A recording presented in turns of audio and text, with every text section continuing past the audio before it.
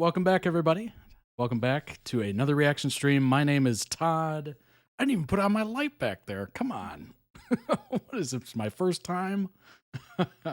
Anyway, welcome back. This is a reaction stream. If you're unfamiliar with the stream or the channel or everything, we'll go through that. But I hope you're having a great start to your week. It is Monday, unfortunately, but we get a reaction stream on Mondays, so there's a little positive. Might not all be positive because you might be going back to school, or you have an early class, or maybe you have a job that you're going to. Not exactly the greatest, but we get a reaction stream, so there's that. There is a positive, and I kind of like having it on Mondays and Fridays because it kind of, Mondays are usually kind of a drag, and it helps lift it up, and then Fridays are usually a celebration. So what better way to celebrate than with another reaction stream? So it's kind of a nice little juxtaposition there. Hello, Willow. Welcome, welcome, welcome. Hope everybody's had a wonderful weekend, stayed safe, and all that good stuff. I personally was recovering from some sort of illness. If you watched Friday's stream, I haven't watched it back because I don't edit the videos anymore because I just kind of stream them live and then post it. But my brain was not working great. I don't know what was happening, what my body was going through, but I just felt so drained. I've never felt that amount of fatigue just all over. Like it was enough to take a test, a nasal swab test, if you know what I mean. From 2020, if you know what I mean. I'm just trying to skirt around YouTube stuff. But yeah, it came back negative. So I don't know whether I tested on the wrong day or whatever. But yeah, it was just an all at once, just complete system shutdown. I was like, what is happening? Like I couldn't do anything, really. I literally ended that stream, had dinner, and then went to bed. Like it was literally like that. Boom, boom, boom. I don't know what was happening, but so I pretty much stayed bedbound for the weekend, which I guess isn't a terrible thing, but yeah, I don't know what it was. I was trying to recover from it as much as I can. I think I'm there. I still have some weird symptoms that are unidentified, but I ended up watching the 3 Lord of the Rings movies, all 3 of them. Fellowship of the Ring, Two Towers, and Return of the King. Not in order, like not in complete, 12 hours of fun or 9 hours of fun. But I did watch the first 2 back to back, and then on Sunday I watched the third one. It was fantastic. I will say I have not seen those in a while. I saw the second one, The Two Towers, when it came out to theaters. And honestly, I was so young at that point. I was probably, I don't know, 12? I was pretty young. Maybe, 12-ish, somewhere around there. But I was super young, and it was a 12 o'clock showing. It was midnight when I went to see it. That's a 3-hour movie at midnight. So it was very late. I ended up falling asleep halfway through, and then I woke up for the Battle of Helm's Deep, as you would assume, because it was super loud, but also very entertaining. But obviously, I've watched the movie, all the way through as I've gotten older. But I will say, that Battle of Helm's Deep and the final battle scene, unbelievable. Unbelievable. Helm's Deep, to this day, gives me, like, chills to watch that. It is so fascinating. And they hold up really well. The only thing that really kind of stuck out to me, that kind of showed its age a little bit, was the some of the green screen CGI. Not what you would think, not with the armies and whatnot, but it was the flames, anything with fire in the distance, or clearly green screened, like the Bell Rock and whatnot in the Mines of Moria. Then it was pretty obvious that it was dated. Just a little bit. It definitely was visually jarring in a way because of our current, state of technology. You can tell. You can definitely tell.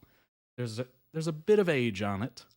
But other than that, it was incredible.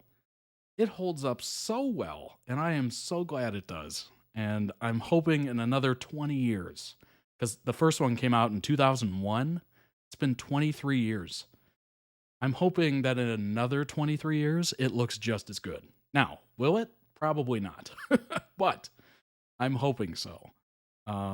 It's just so entertaining. Oh my gosh. And the fact that we were blessed with those 3 movies year after year after year, 3 years in a row in the theater. And that same year, the first Harry Potter movie came out. In 1 year, we had Fellowship of the Ring and Harry Potter and the Sorcerer's Stone. What I would do to have a Hollywood year like that again. I mean, yes, we did have Deadpool and Wolverine. I thought it was very entertaining. Did I think it was groundbreaking in the way that Lord of the Rings was? No. Did I think it was groundbreaking in the way that the first Harry Potter film is? No, definitely not. Do I think it's good entertainment and fun? Absolutely. I thought Deadpool vs. Wolverine was great. What's up, Jamie? How's it going? Welcome, welcome. Yeah, it was a lot of fun, but it didn't have that same impact. Like, those movies had huge impact. And I would just, could you imagine a year of that? Just the kicking off of just unbelievable trilogies and series and stuff like that. Like, you know, there's more coming. Oh, that would just be amazing. Oh, that was the only thing I could think about, is the current state of Hollywood and movies. And then that same year, we got 2 gems, 2 absolute gems. Oh my gosh. But yes, enough about Lord of the Rings. It was amazing. Still is. Unbelievable. Oh gosh, I still get creeped out by Gollum. Oh, he does look a little dated. The CGI on Gollum does look a little not great. But the creep factor is still 100%. It gives you the chills. Gollum is absolutely disgusting in one of the best ways. Like, just plays that role beautifully. Yes, there is a Grey's edit today. I believe it's the second to last video of the day, so we will get there. If you check the title, we are going to start with a Critical Role video. We're going to go to HunterxHunter and then Formula 1 TikTok compilation. And then we're going to follow that up with the aforementioned Grey's Anatomy video. And then we'll round off today with Interview with the Vampire. And that should, hopefully, get us to Friday. Oh, no. Well, you're hooked in it. And it's going to be a long journey. Now I'm stuck watching for 20 seasons. Oh, my gosh. I'm currently on my 6th rewatch. Oh, my gosh. Solar System, what's up? That's pretty amazing. That is truly amazing. I give you a lot of kudos. Obviously, you enjoy it, and that's amazing. I've probably watched The Lord of the Rings at least 6 times, for sure. For sure. So, this was kind of a, it was nothing new, but it had been a couple years. So, it was almost fresh, like almost feeling fresh. I was so into it. Oh my gosh. Oh, wow. That's amazing. That has lasting power. That's for sure. Yeah. Oh, my gosh. Anyway, enough about Lord of the Rings. It was amazing. Still amazing. I love it. If you've never seen it, please give it a shot. Just give it a shot. Give it a chance. Give the first one a chance. I know it's long. It's 3 hours. It's a pretty big commitment. But just give the first one a chance. It's pretty amazing. Lots of story, fantasy elements. It's great. I know it seems daunting, but if you're able to binge a show, you can binge Lord of the Rings. That's for sure. And who knows? You might find yourself really liking it. Really, really liking it. All right. If you'd like to request your own videos today, you could do so. ToddReacts.com. The season and series tiers are how you do that. Those are the video requesting tiers. If you'd just like to watch the longer form content, that is available with the episode tier. And just kind of a thank you to the channel for, doing this, I suppose. The preview channel is there as well. And you do get access to any sort of blocked or edited YouTube videos as kind of a thank you to you for joining up. And all members of the episode, season, and series members save 15% off every merch order in the store. Summer collection's currently available right now. That's available for another 35 days. Obviously, it kind of goes with the seasons. This is the second summer collection we've had. Bunch of new items. I'm wearing the polo, as you can see. Polo's new. Jersey's new. The leggings have been updated. It's a new company. I thought the material was a little better, so I decided to go with those. Crop tee's new. Athletic shorts are new, and the tank top is new as well. So go ahead and check those out. Also, check out the accessories. There's a bunch of new ones in there as well. The mouse pad, the insulated tumbler. I got one right here. I use it pretty much every stream. Super easy to clean and use. Nice. It comes with the little metal straw. I think they said it keeps. Let me see if I can see it.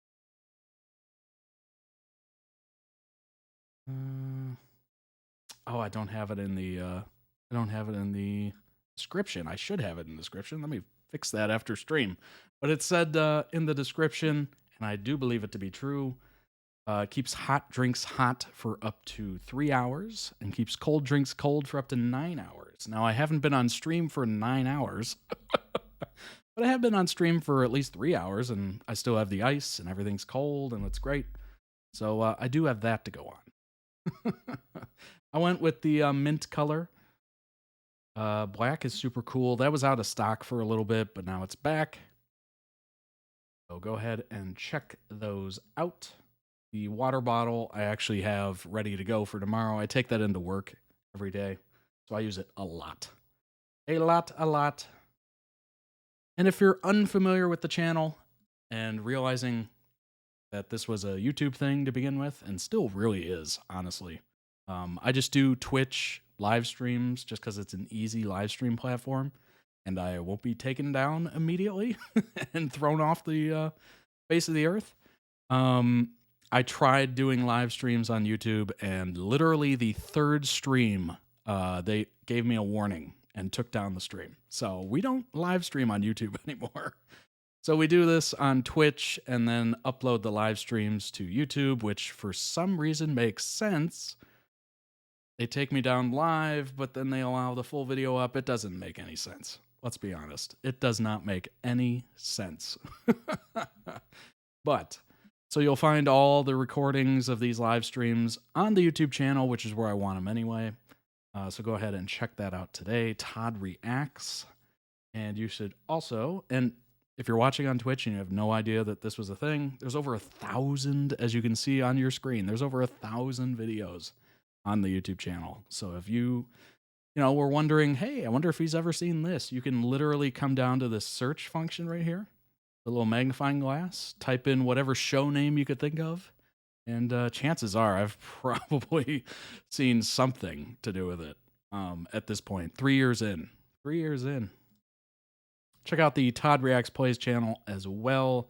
That's where all gaming live streams will happen when those return. And yeah. Oh, let's not forget this.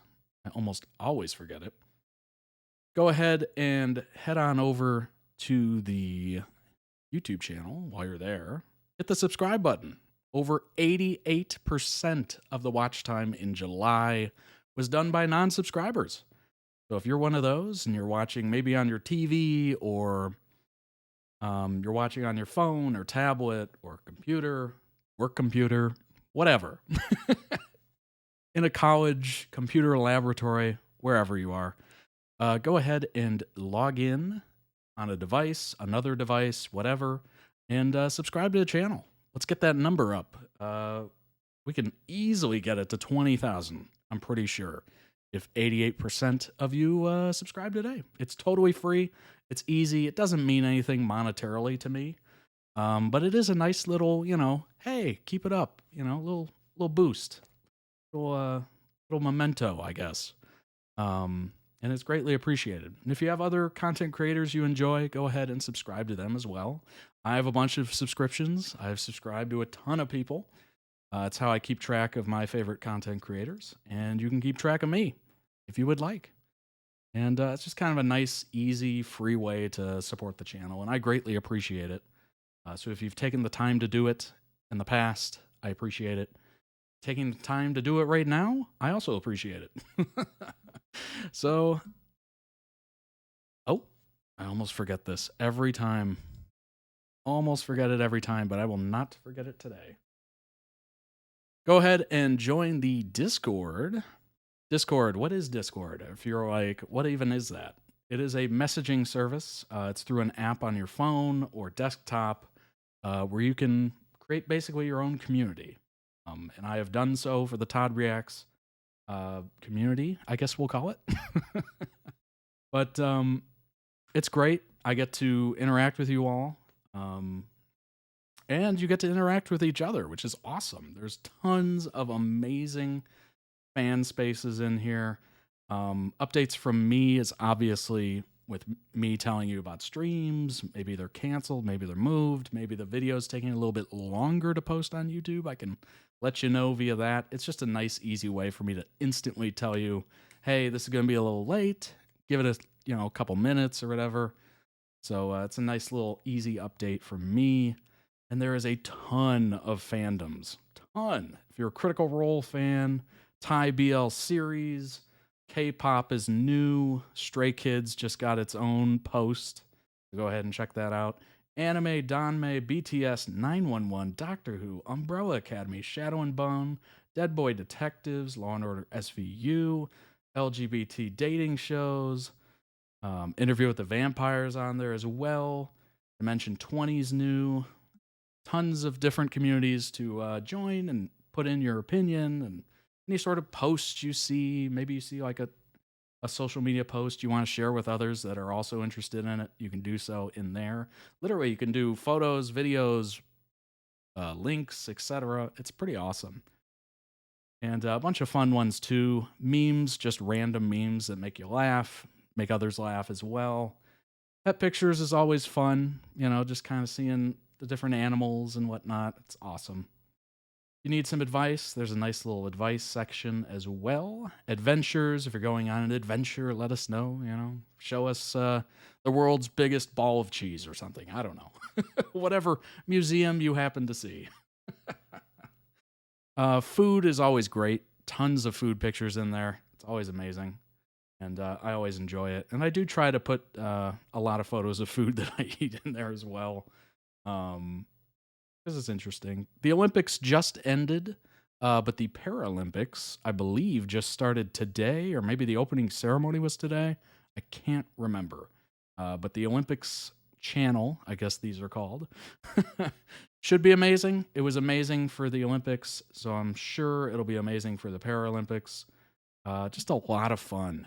And as you see in here, it actually tells you the schedule. You can check that out as well. Pretty cool. Pretty freaking neat. Gives you a link to it as well, so you don't have to, keep it bookmarked or whatever. You can just head on into the Discord, and it's got all the information you need. So go ahead and check it out today. I believe we are, let me look at a live number here. I think we're getting close. 129 members. We're at 129 members currently in the Discord, which is so cool. Very cool. Don't really have any sort of social media of note for the Todd Reacts community, if you will. And I figured this one is the best. I mean, I can instantly communicate with you. We can instantly let each other know about, cool things that are happening, and just immediately, it's much less follow me and much less let's just hang out together. I think that's way cooler than most social media. So join today. I think you'll like it. It's totally free. It's available. The Discord is free. Joining is free. It's awesome. So go ahead and join today. Links are everywhere. Everywhere. They're in video descriptions. They're on the Twitch profile. They're on the YouTube channel. everywhere. They're on the website. You'll see a link to it at the top. But let's start with the first video of the day, Moments That Made Me Fall in Love with Critical Role. Spoilers for all 3 campaigns, just a heads up. And yeah, let's go ahead. Let me switch back to me here for editing purposes. Well, I guess timestamp purposes. I don't really edit anymore, but we'll go ahead and do this and get it going. A tale of 7 friends who became 8, then 9. Wild swells of adventure, and love, and guilt, and redemption. Family. Truth. This story comes to a close tonight. But the tale of the Mighty 9 lives on. And who knows? Maybe we'll have the chance to see some of them again. In some shape or form. That must have been a campaign end.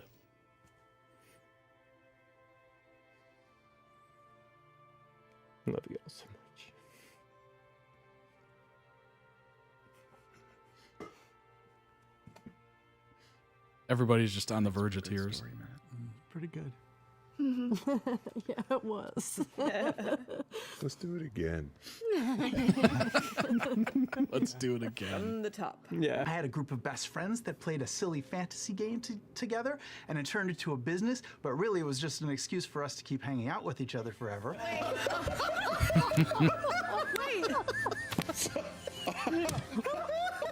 Here's the thing about these games is we have fun and we get to do this together. But some of my favorite moments, and it happens sometimes overtly, and sometimes you maybe don't notice it, or it's more behind the scenes. Wondering what I'm doing. I'm everyone's turning looking on for that ways light to behind kind of me. make little gifts for each other, whether it be just There like it little goes. story moments or wooden things at the table, and like that's just one of those exemplary moments of like, yeah, we're playing a game, and yes, this is a show, but like this is a friend showing love to the rest of the friends at the table, and I love those moments. I was overwhelmed. We get along. Yeah, I think for me too, like, it's less the moments in the game and more just the moments where I can see my friends, like when Marisha does her, like, this thing, Yeah. you know? Mature or when I person. glance over and Ashley, It's like DEF CON 2. When she crouches, everything's bad. Shit's getting real. Yeah. but yeah, like watching Laura and Ashley draw dicks is always fun. You guys, you don't get to see them, but they're really funny and badly drawn. That's a pretty good penis you drew over there. Thanks.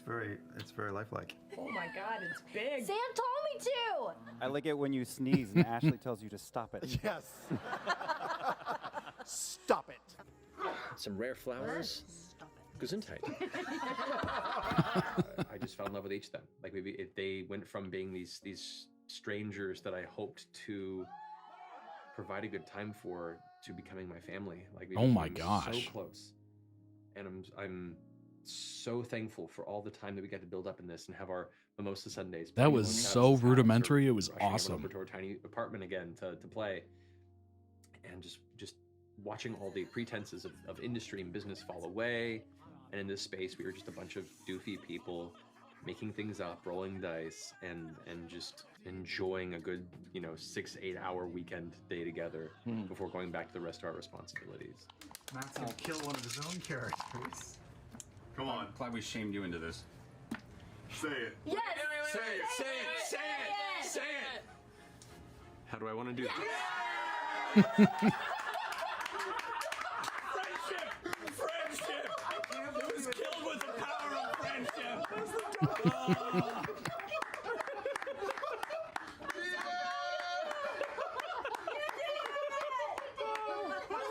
There was some magic to it. I don't know if it was the collection of people or the characters that we were playing.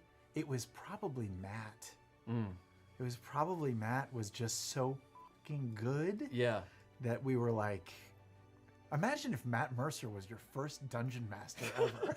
The heat passes through your shoulder Talk about blessed. into your chest. She won't let me let go. And now that cold becomes I just a warm heartbeat. Grab her hand.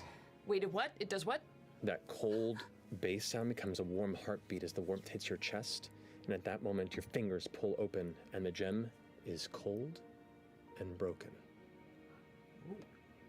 I'm so sorry. No, no, no, no, no, no, no, What no. just happened?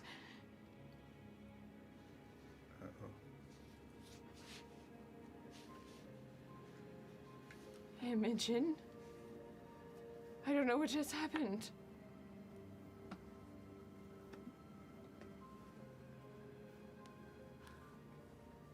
You lied. No. No. I didn't do anything, Imogen. At the time, I was so intimidated. I bet. Because it was like soon-to-be BAFTA award-winning Ashley Johnson and Laura Bailey, queen of VO and video games, and Liam O'Brien, voice of Illidan. I produce my flame blade at 3rd level, and I stick it into your belly.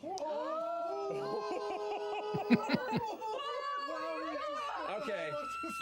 At this point, I think we're gonna roll initiative. Holy shit!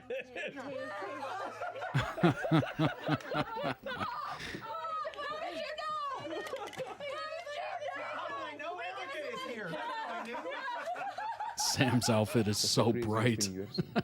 Ever in my life? Sure. Oh shit, I've seen some crazy shit. This one time,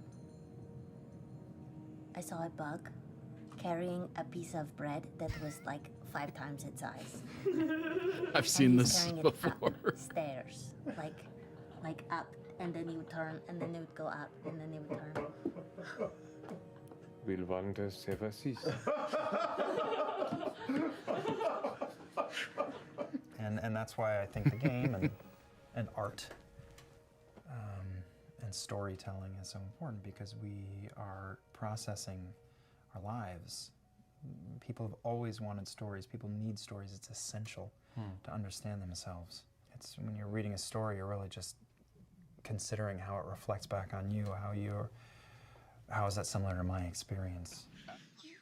Headphones, dear. You fucked some random woman in a city you passed through. And you expect us to feel sorry for you? You should have left us to You be pulled with our us mother away when for- she died. For nothing. Why pull us away from her if you had no love? We would have been happy with her. Because I had hope that you would be worth more, given that you had my blood in your veins, than to waste away in some small hovel. If I could pull Such a good exchange. the blood of you from my veins and give it back, I would. I want no part of you. I will say, just kind of going off that one thought of, stories kind of allowing us to put ourselves in that situation.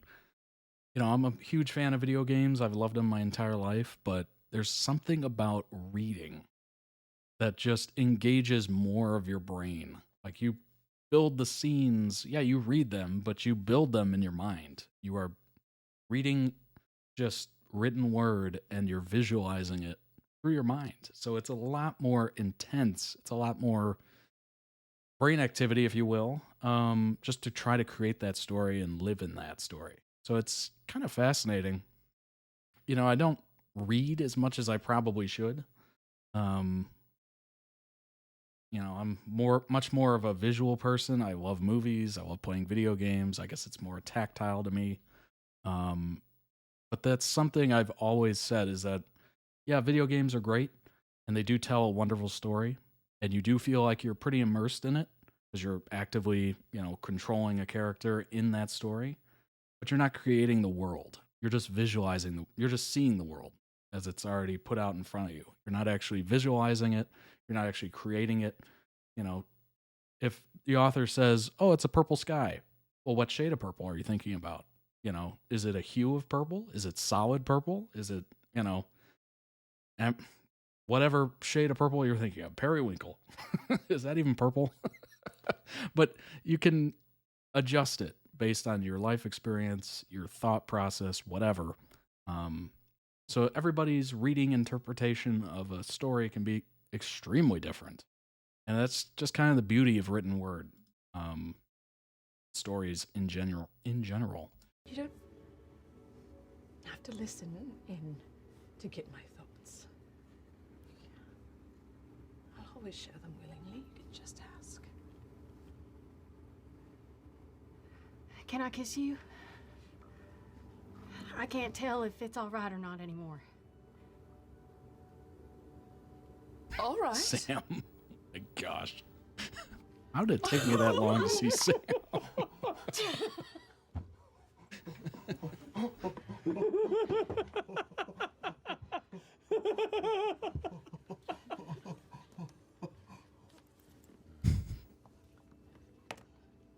All right. All right, so I will. I do. Okay.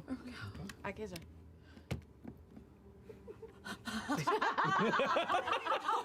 Describe it. No! This is what you use your Describe imagination it. with your words, Matt.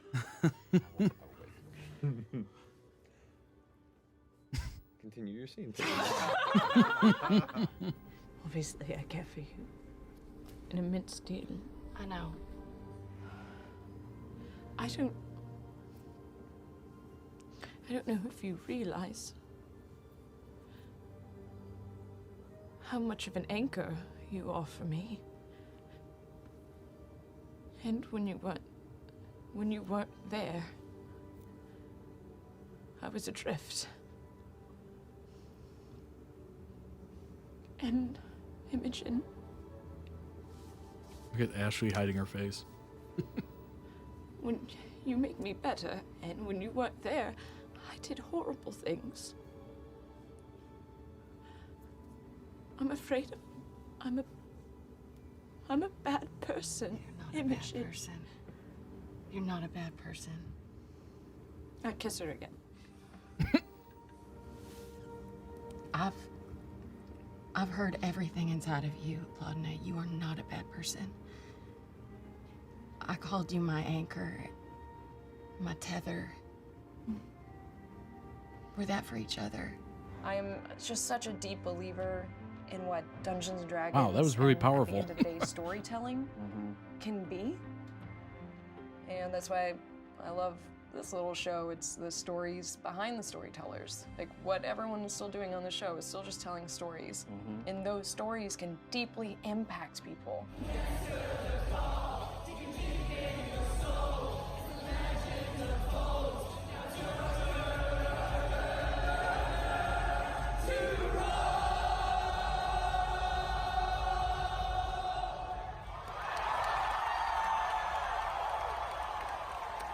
This is for the tomboys and the misfits and the weirdos and the outcasts and the ones who didn't really fit in. You can sit at my table. Live long and prosper. People in this community and even people that we meet at cons or things like that, where we're all the same. Like we're all people that are kind of like have a lot of shit that, you know, we're all like a little introverted and a little weird, and we get in this world and we're like, oh, this is where we're comfortable. Natural 20! No!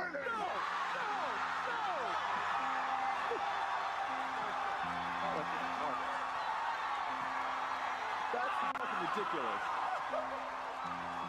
Look at that shit. 86.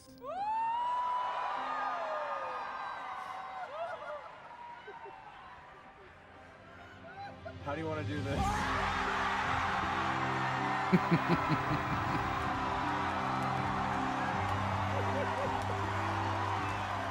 Most of my closest friends I've ever had are people that I gamed with.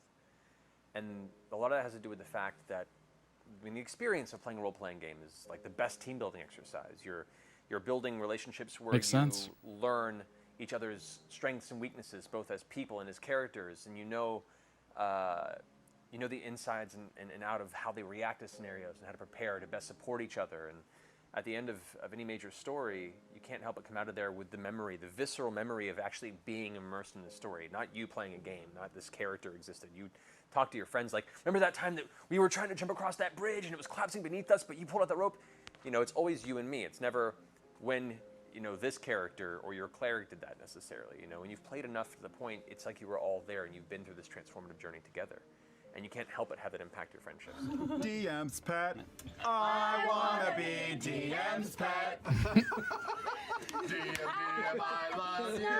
And cuddled and close to you as I can get. You guys were on it. I'm so in love with all that. Yeah. Finally. I will say, it is very much like you are writing a play live. It's basically what improv is, right? You're writing a play live, and everybody has a part. It's very cool. Finally, Jester. Wow, you really took a shower. Wow, making an appearance. Oh my God. Wow. Why didn't we all bathe? That shirt. Yeah. Oh my Only God. one of us bathed. I'm married to that. Oh wait, no, I'm not.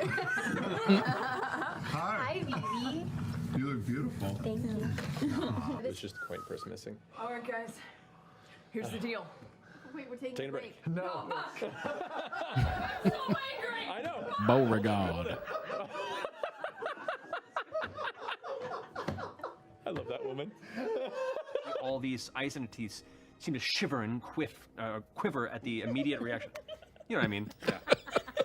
Carry on. Queef? Quiff. You know, Quiff. It's been a long day. Give me my last laugh, man. It's okay. for that. Indeed. Too cold in here for that. Quiver and shift to the proximity of the fire. I'm not surprised. That's amazing. That's the big bad. That's the big bad. Man, I'm short in a while. Wow. You can see he's like trying to reset. It's the exhaustion. Okay. Anyway. And then one of them hits the one that's by Caduceus on this side, you said? The one that's smack dab against Jester's duplicate. You got it. It does not succeed in its save, so it's 26 as it kind of shoots up and ignites and bursts around it.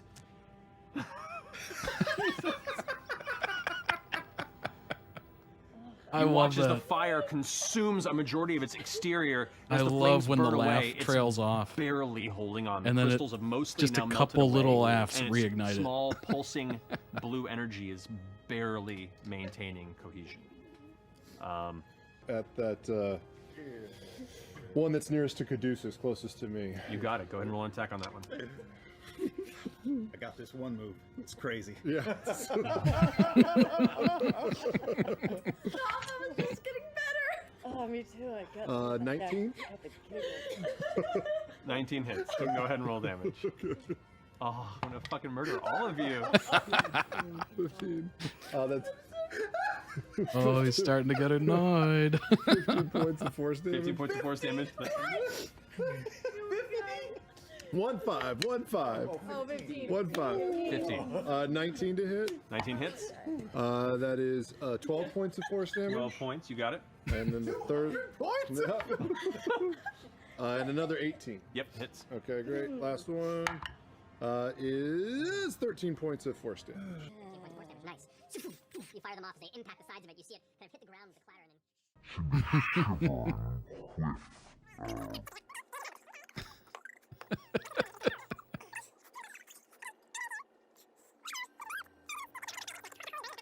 I've had that before where you just get the giggles and you just continually go back in your mind over and over and over.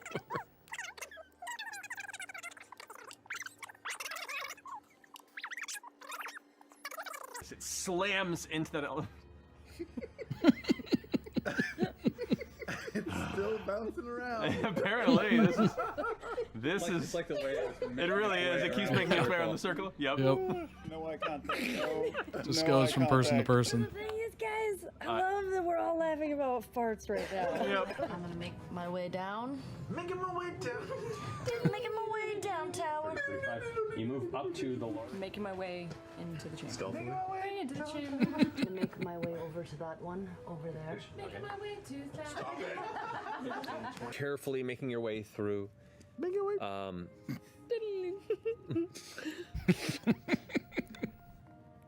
The temperature.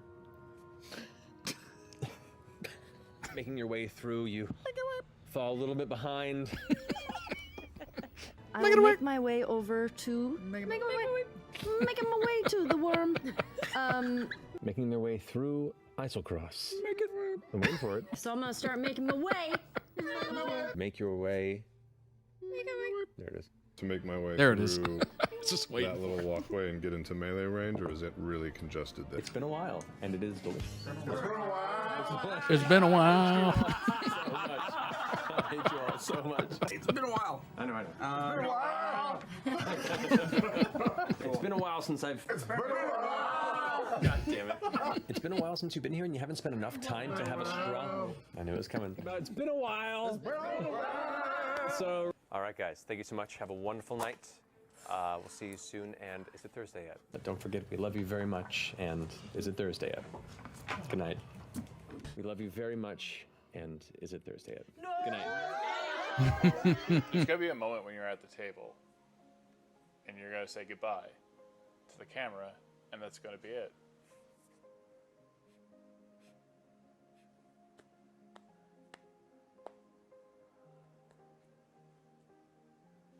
That is How true. does that make you feel? Everything has an end date. I don't know.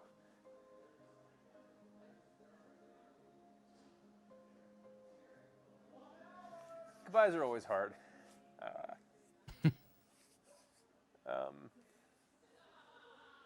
Even just ending the stories, really emotional thing. Today's just been tears driving multiple times, seeing the messages and the tweets and the art and how many people are with us on this journey. And I hope the day where I get to have to say goodbye for the last time is a ways off. And on my own terms, and after telling some good stories. What a nice story. Yeah, it's a great answer. I agree with that. Do it again. Oh, God. But here we are at the end of this near 5-year journey for us and near 3-year journey with all of you. And I just want to appreciate having, honestly, like, some of the best friends and players I could ever hope for to come along on this journey. Trust me enough to build this with you and to give back so much more than I could have ever hoped. Thank you, man. Thank you. Best ego member. You guys make it all easy and worthwhile. Oh, fuck. Love you guys. Shit. Yay. And I love you guys.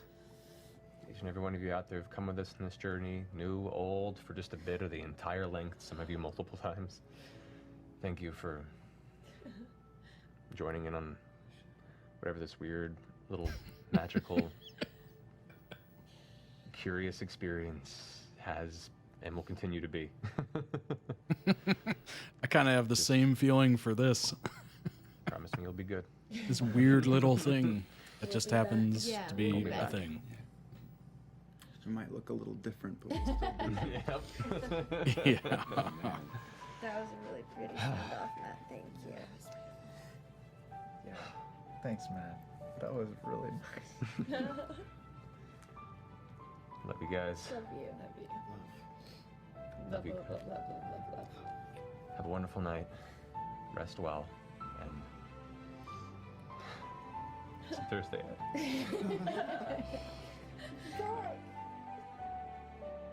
Yeah, they just definitely an energy to it that's very much we made it.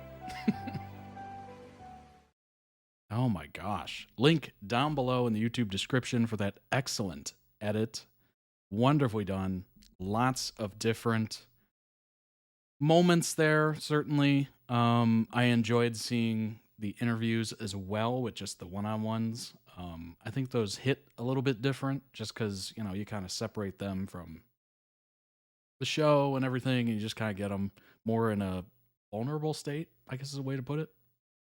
I think that question that was so interesting to Matt was, you know, what do you think eventually you're going to do the last, sign off from the camera. And, I kind of think back to, different shows, talk shows, comedy shows, etc. Their first or their last nights signing off, etc. I mean, obviously the one that jumps to mind, I never actually watched him really. It's a bit before my time, Johnny Carson, but that was watched by like an insane amount of people, like 30 million plus or something like that. Like it was a big deal. Granted, there was only 3 channels on television in the U.S. back then, so your choices were pretty small. But a lot of people watched him, and he was choking up and whatnot. And he said, I think one of his last lines was, if I could go back and do it all over again, I would. And if you have that feeling towards the end of whatever you're doing, I'm sure Matt, if you ask him whenever Critical Role signs off for the final time, which will happen, unfortunately, I think he would absolutely say the same thing. If you really enjoy what you're doing and you really find it, to be a passion and you find a lot of love in it and it really is rewarding, you would want to do it over again ad infinitum. Like you would just do it over and over and over and over, which is pretty amazing. But yeah, it's kind of sad to think about it now, obviously. He's probably like, well, let me get a couple more campaigns in here before you ask me a question as hard as that. But, it's always good to keep an eye on the future, whether it's a subtle glance or, some real time and effort into it. It's always smart to, look down the line, see what's coming, see how you can, plan for it and whatnot. I think he doesn't want the ending to be because of external factors like companies. Yeah, that's true. That is true. He did say on his own accord, which honestly, we all want that, of course. Being able to choose when to say goodbye. Like that is the biggest thing. It's kind of the thing that athletes run into if they're like really great at what they do, is they're always trying to find that right moment to exit, stage left. They're always trying to figure it out before they get hurt, before they can't perform as well anymore. Very much a similar kind of thing. You get to choose when you're out of there. Like they would want the end to be because they thought it was the time to end it, all of them. Yeah, absolutely. Absolutely. The good news is certainly as long as a majority of them stick around, or maybe not even that, they should have a lot of interchangeable elements to it. Would they keep going if they lost a bunch of people? Maybe. Yeah. But I don't know if they would survive much losing Matt. I think Matt is certainly kind of a glue. I think that's kind of the part of a DM when I think about it. Obviously, I'm not speaking on any authority here, by the way. None. But I feel like it's kind of the glue. Just having that voice guiding the story and whatnot. Obviously, guest DMs and stuff happen all the time, but I'm sure people are like really stoked to see him back.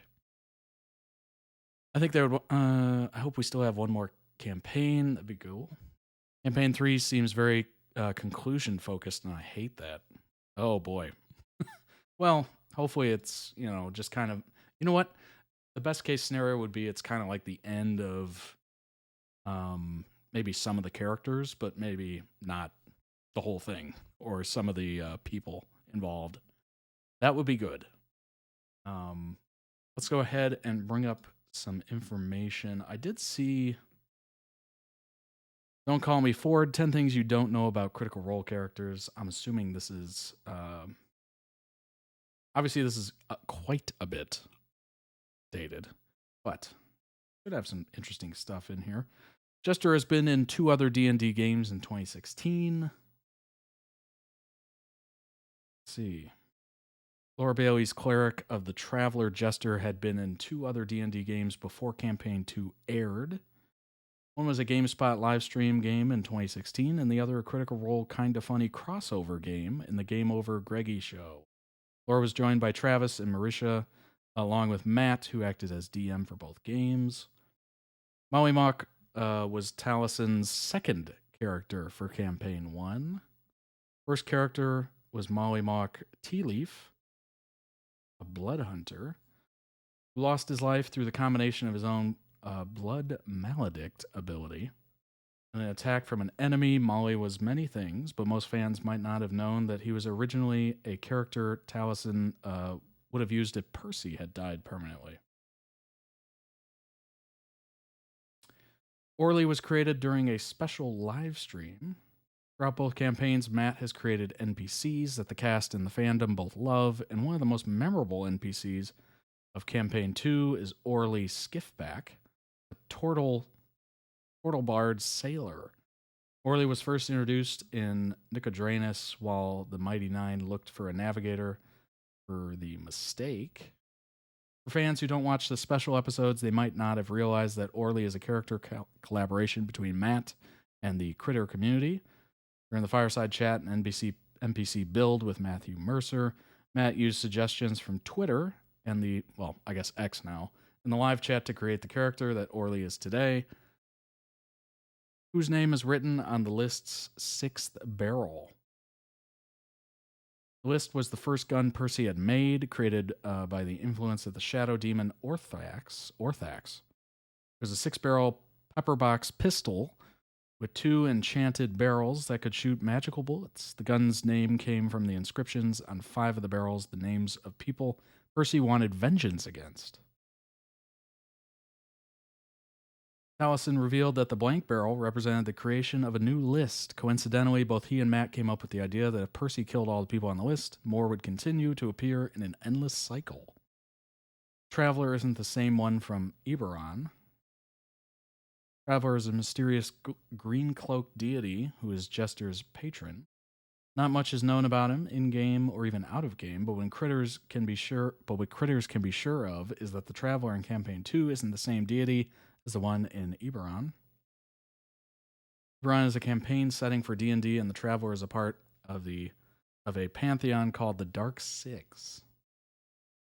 Matt confirms that Jester's patron and the Traveler of Eberron are not the same, and that Jester's Traveler might not necessarily be a god at all. Fae Vex. During the Feywild arc, when Vox Machina went in search of Fenthras, they also found Sondor, an archfey. These words. An archfey who was corrupting the Shadowmark bog. Sondor took a special interest in Vex and wanted to establish a bond with her, offering power in exchange for her heart. Vex ultimately told him no. Fantasy in their names, indeed. I'm doing the best I can. With never hearing these names. With an arrow to the chest, but Matt had prepared for the possibility of her saying yes. Written in notes from behind the screen, Short Matt was in. Vex would have become a Fey plant creature, would have been loaned Fenthras. In the fireside chat, Vox Machina Matt also revealed that Sondor would have bound himself to Vex as her patron for the rest of the campaign. Fjord started with a different accent in Season 0. Since the beginning, Fjord has shown great skill in doing voices. One of his biggest and emotional moments for him was when he revealed that the southern accent he had wasn't his true one. It was just him trying to emulate his mentor, Vandrum. What most critters probably don't know is that Fjord had a completely different accent from the ones he's shown in the game. Sort of. Wait, what? In an interview with D&D Beyond, Travis mentions that during sessions 0, he spoke in his normal voice as Fjord. He found himself bored with it and picked up a deep southern drawl that he had used for a video game a few weeks earlier. Oh, that's funny. Caleb used to be lawful evil.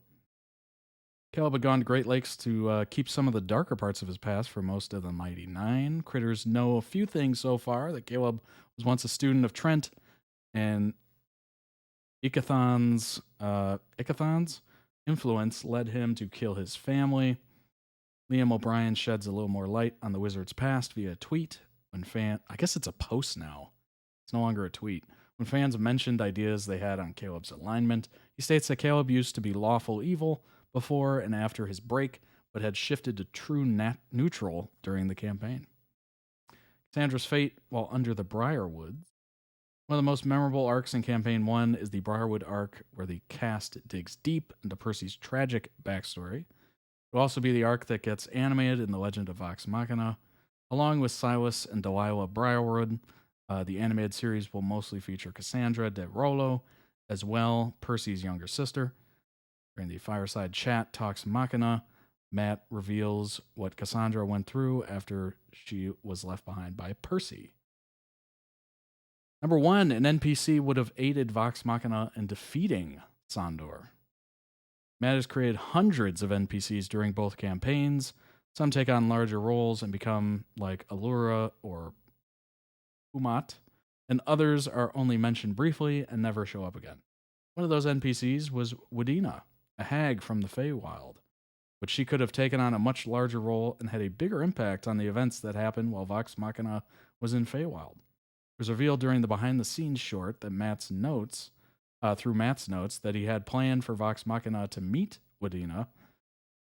She would have given them clues as to how to defeat Sandor without going into combat, though with a price. That's interesting. This was released before the end of Campaign 2. Yeah, this was 2019. Why the voices sound so familiar. I'm sure this is going over what the voice actors have done prior. Matt's been in a plethora of notable animes, including Dragon Ball Super, Kill la Kill, One Piece, and JoJo's Bizarre Adventure. Found in over 70 video games. Good lord. I've definitely played the Batman games. Arkham Knight, Arkham Origins. Haven't played the rest.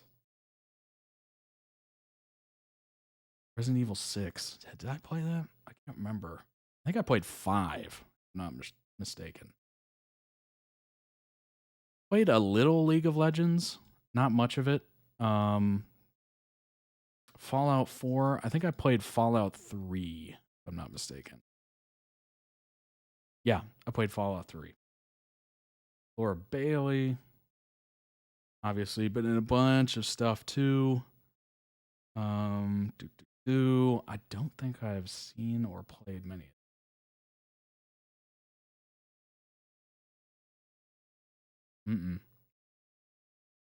That's probably why I'm not as familiar, honestly. I don't think I've played any of these or watched a lot of these. Full Metal Alchemist for Travis, One Piece, Sonic the Hedgehog as Knuckles.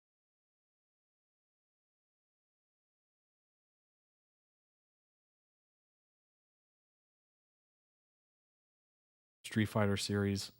I think I was more of a Double Dragon fan. I don't know why. I have no idea why. I thought the first Double Dragon game was pretty cool. Second one was excellent. Travis has amassed the most credits compared to the Critical Role's cast's other roles. Over 300 animation projects and games. Good grief.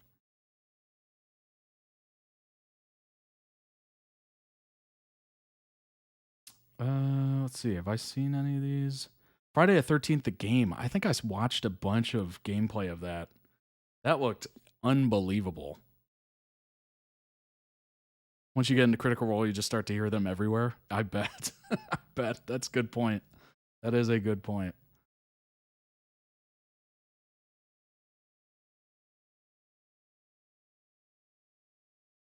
Served as creative director of Geek and Sundry. Interesting.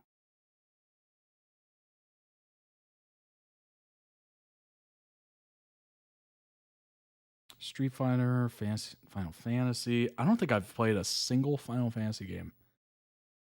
Wild, because there's so many of them.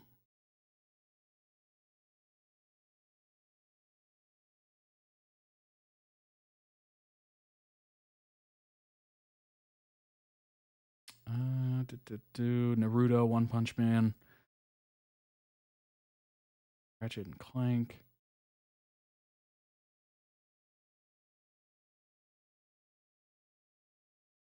Liam, bunch of stuff. Naruto, Sailor Moon. Devil May Cry 4. Last of Us. I mean, that's a big one. I never played Last of Us, but I watched a bunch of streamers like play through it. The last PlayStation I owned was PlayStation 2. So it's been a minute. It's been a minute. My PS2. It's still working. I had to take it apart and clean out all the dust in it and whatnot. Definitely hard to put it back together again.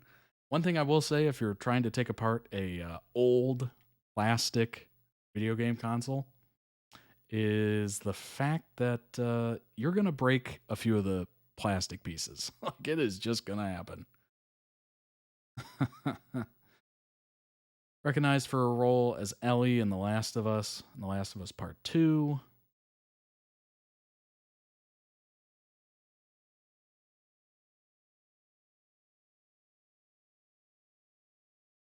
Absolutely. This is an interesting one. This is kind of this article is very interesting, honestly.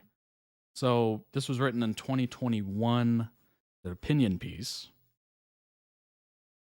As Critical Role has grown, my love for the show has died. Interesting. So it's a different take. We usually read a bunch of positive stuff and whatnot, but I do like to see like the other side. It's just kind of interesting to me, just kind of adding that other perspective. I don't know how this is going to go or how this is going to read, but it'll be interesting. I'm assuming, here's my assumption, is that it revolves around the expansion of how it looks, and it's starting to get further and further away from a table of friends just playing the game. I'm assuming that's why this person no longer, by Alex, Alex no longer sees it as amazing, but that's my guess. I'm guessing it's because it's no longer live and C3 is a bit different compared to the first two. Yeah, that sounds about right. Earlier this year, I wrote about my love for Dungeons & Dragons 5e actual play series Critical Role. Had grown substantially since the start of Campaign 2. Characters from the Mighty Nine were outcasts and outsiders who had discovered a found family amongst themselves, one that loved them for who they were. Watching those characters transform from lonely weirdos to loved ones was a heartwarming experience, one that gave me a new appreciation for not just Critical Role itself, but actual play series in general. However, since the ending of the second campaign, my love for the series has dimmed substantially. Critical Role has been very popular for a good while now, and whilst my teenage self undoubtedly had a problem with liking something popular, contrarian, that's classic teenager, I've since gotten over that particular mentality. No, the issue is not necessarily that Critical Role has crossed over to the mainstream, or at least become well-known enough for the cast to appear on the front cover of Variety, but that it feels like the show has lost the last of what made it relatable. Okay. When it was revealed that the third campaign would be taking place in Marquette, a region of Exandria, the world in which campaigns 1 and 2 took place, that contains deserts and oasis, some members of the Critical Role community and beyond were concerned about how such a location would be depicted. As stated in the blog post on the Critical Role website, despite being a fantasy land, Marquette holds nuggets of inspiration from Earth cultures and locations, with writer and dungeon master Matthew Mercer not confirming what these inspirations and locations were. As a cast made up entirely of Caucasian people, many were worried that Critical Role would attempt to wade into cultures they had no personal connections to or represent representatives of, regardless of Mercer's assurances that he and his team would be working with professional cultural and sensitivity consultants throughout the campaign, and that he would attempt to present certain aspects of languages and cultures without appropriating them. Many were still concerned that it would still come across as a group of people engaging with cultural touchstones that they aren't a part of. As one Twitter user put it, cultural consultants are incredibly important, but they are not a shield. Given CR's influence, Marquette is going to be the setting people look to evoke Swana, Southwest Asian, North African cultures for the foreseeable future. My instant reaction to that is, why assume it's immediately negative? Like, what? Why are you assuming they're going to do it for a negative reason? Obviously, it's a positive reason. They enjoy that, maybe the culture or whatever. Is this actually based on reality, or is this supposed to be fantasy? That's the problem I have with that immediately. Like, clearly Matt Mercer is not going to just go off on some like rant about demonizing certain cultures and locations. Like, I'm pretty sure that's not going to happen. So my initial reaction is, why immediately assume it's negative? Have some faith. Some faith. It's legit fantasy, and do you all want them just to explore one culture? Hello, that's not how fantasy works. Right. Exactly. That is so odd. I cannot speak for Swana communities and individuals, but I was certainly a little baffled as to why Mercer and co. had decided to go down this route. I don't know. They're storytellers.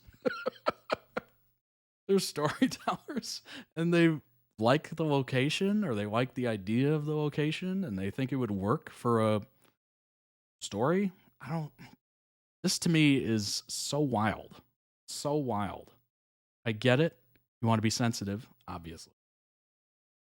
But do you think Matt is going to be openly hostile towards cultures and locations just to be hostile? And if anybody is taking any sort of literal interpretation of Fantasyland as a representation of actual land, you're confused or something. Like, you need to pull back. You need to get out of the fantasy, come back to reality. Yeah, that's wild. That is so wild. Oh my gosh. Fantasy settings and elements are often at their best when they don't take direct inspiration from real-world cultures. That's not true. That's not true. Everything has reference to the real world. We are in the real world. Hello, my name is Todd. I am real. You are real. Watching this, you're real. We all take inspiration from what we have seen, what we have come across, what we have been through, what we've... I don't know. It's so wild to me. They go there to visit. It's where the party meets. This is a bit funny. I get where they're coming from, but also as someone who's watched C3, the main characters aren't even from the place. Yes, traveling exists. Exploration exists. It's just seems like a, I'm going to say this, petty way to try to take down certainly Matt and the show. Very petty. I don't understand it. I get it. You want to be sensitive, but also have a little faith. Have some faith. Good grief. And number two, it is a fantasy. It is meant to be outrageous and based on reality. You take the reality that you live in and you just stretch it. You make it crazy. It's not supposed to be an accurate one for one. Like, it is just unbelievable. I get it, but I also don't get it. Besides the choice of setting, the reveal that Critical Role was the highest earning channel on Twitch between 2019 and 2021 gave a small insight into how much money the company had been making. Don't get me wrong, I'm happy for their success. Oh, come on. Oh, both of these reasons are terrible. They're terrible. Oh my gosh. Okay. So not only do you not have faith in your DM to not be a complete jerk, you're also criticizing them for being successful.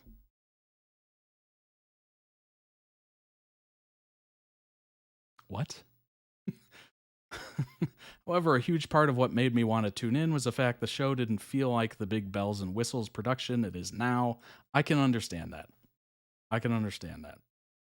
It was something that I could connect to as a one role player to another, with the Critical Role company establishing its own content policy, which, after an initial backlash from fans, doesn't seem to be targeting smaller creators, and merchandising just about everything from Rubik's Cubes to puzzles. It's lost that warmth it one had. Well, okay. Clearly it went from a hobby to an actual job. That being said, just because you're making money on things doesn't mean you lose the original intent. They're still friends, having fun, and probably, more than likely, they design some stuff, and then they just give it to marketers and website people and etc. to run all that other stuff. Most of their free time is probably not geared towards how do we make more money, how do we target people for using our content, etc. Like, maybe there's one person involved in the content policy. I'm assuming there's a team of people that put together the clothing and all that good stuff. But would you rather have a show that doesn't put any effort into that? How many people ask for merchandise and that kind of stuff? Like, it just doesn't make sense. Like, yes, if you're putting that much time and effort into it, you would want to make money off it. That is a thing. We do live in a economy. You do need purchasing power to, exchange goods and services and all that good stuff. To expect it to be, staying around a table, I get that, Visually, it would be cool. It seems more relatable. It seems more interesting. Like, if I moved into a huge studio and it stopped being this actual room, I would see that as kind of a weird negative, maybe. It's a little less authentic. It's a little less real. I am literally in my own place. But I don't think there's anything inherently wrong with it. Obviously they're growing and they want it. Here's the thing. You're thinking of it from just a fan perspective. When you think of it from their perspective, they want to grow it. They want to add more interesting, features, the little battle cam and all that stuff. Like, they want to make it more entertaining and interesting. They want to make a big production out of it because they're actors. They're used to big productions. Like, they want to make it into this really cool piece of content that people will enjoy. Will people kind of peel off as it gets more and more produced? Yes. But I don't think they're thinking about that. They're thinking about, how do we make the greatest piece of Critical Role content we can for the audience? And that involves bigger sets, doing live shows, all that good stuff. I just find it funny that they don't expect to have more high-budget stuff and efficiently when there's newer D&D streams like D20 who have the same format and they eat it up, right? Yeah, that's very true. Obviously, they're all fighting for the same audience, or they probably all have a similar audience. And if one goes here, you got to go here. And then they go there, and then they go there. I get not wanting them to join the rat race in higher budgets, bigger quality, or bigger budgets, higher quality. But also, it's just not realistic. I think literally everything kind of loses that initial relatability in a way. I don't know. I guess it's a creative choice. I guess you could choose to be, well, you know what? What comes to mind immediately in my mind, speaking of Twitch, is Asmongold. You ever heard of him? Lives in a interesting abode, we'll say. If you haven't seen it, you might want to check it out. But lives in an interesting abode, multi-millionaire, makes a ton of money, and lives very modestly. It's of his own choosing and whatnot. Of course, the computer is really high-end, but the rest of it, area around it, totally unchanged. Literally unchanged. So I guess it's just, preference, but it's not surprising that if you're doing like a fantasy world, you would want to make it so unbelievably, I don't know. You would want to make it so like interactive and interesting, visually interesting. You would want to put people in that place. So I totally get why they would want to do that. But I guess I also understand the people that enjoy the more relatableness to it. But would you rather have them playing around a kitchen table being multimillionaires? I mean, maybe. You can look past it. Certainly. But I don't think they would grow. They wouldn't have a bigger audience. It is a business. As, negative as that could be taken, it's a business. And if they're putting time and effort into it, you got to make money off it. You got to live. You got to support yourself. You got to support a family, maybe. I don't quite understand because it's not like the campaign 2 didn't have a good set. They were already doing well for themselves back then. Yeah, that's true. I think it just comes to the fact that it was live streamed and the newer campaign is pre-recorded. Yeah, that to me is different. That's like changing the format. Changing a set is meh. I mean, it is what it is visually, but changing the format, going from live to pre-recorded, that's a little different.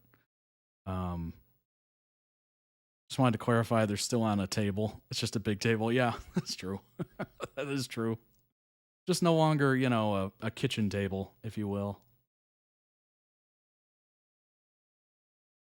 I don't know whether I'm going to watch campaign 3. It feels like I'm no longer the target audience of the show. Great, the Critical Role is hopefully getting more people than ever into tabletop role-playing games, and I'm excited for those people discovering this world through the show, but I feel like Critical Role has finally passed me by. Look, if you're looking for, D&D games where they're playing around a kitchen table and it's not high production value, I'm sure there's tons of them on Twitch, live right now. But if you're looking for a certain level of quality of DM and all that good stuff, you're probably going to find a much higher production budget. I'm assuming. Maybe you'll find them when they're just beginning, and, that's cool. But chances are, if they're really good like that, they will not stay there. That is just a fact. Allows for more flexibility for the cast and also off days now. That's pretty cool. C3 being pre-recorded, I mean, yeah, that's true. That is true. I think having it be live, though, kind of adds to it in a way where it just feels more improv-y, I guess. Now, the problem with that is it gets harder to edit. You'd have to have like a live production crew, like switching cameras and all that good stuff. Like it's a lot. you would need quite the crew. All right, let's head on over. I think it's good to read those, differing opinions every once in a while. Obviously, if you're watching this, you're probably a big fan of Critical Role, but I think it does aid in the understanding of this if we look at, some criticisms, helpful criticisms, constructive criticisms, and just kind of ingest it. I think the attack on Matt is basically what that was completely ridiculous. I get it, but also welcome to reality. Coming after their money and success, I don't get that. Maybe they're switched from live to pre-recorded. Totally cool. Fair game. Production value, budget, sets, fair game as well. Coming after how much money they're making and all that good stuff, not great. Not a good look. Not a good look. if you're into something, you should want it to be successful, just for the people involved. Obviously, they've earned it, and it's pretty cool. It's really neat to watch something you've enjoyed blow up and start earning more. It should be like a happy thing. It should be like cool. I used to watch them when they were playing around a kitchen table. Like, it should be like a point of like pride. Now look at them. But let's go ahead and jump into the next video. It is Jing Franks from HunterxHunter. Funny moments. Does have English dub, so I'm going to go ahead and move this video so we can... Oh, you know what? English dub. Okay, we can keep it like this. I completely forgot what dub meant. Okay, here we go. Your father, Gene, is... Your dad? It's a huge jerk! A huge jerk! Really? Then just ditch the W. Starting now, your name is DWUN. Okay, Dune? So, can you make it so that using magnetic force will send Gon to me, while using a company will send him to Kite? Yes, I suppose so. But why do you want me to do that? If he uses magnetic force to see me on his own, I guess I'm willing to meet him. But if he's a wimp who needs to bring his friends along, forget it. Why is he a wimp if he brings his friends? I don't understand that. Never mind that, just do it! More people would just make you self-conscious, right? Please just shut up and do what I asked. I'm Leorio, exam term 287. I've got a question for Gene that I want answered. Oh, this. That's him. Gon's dad. Why haven't you gone to visit Gon yet? You've got to know what condition he's in, don't you? I love how this turns into like a Jerry Springer. Right. Let's all settle down so we can Jerry hear Springer the answer. moment. To begin with, who are you to Gon? His friend. Oh, I appreciate that. I hope you'll stay friends with him. That's all. So. You didn't answer my question! Just visit him! Go before it's too late, damn it!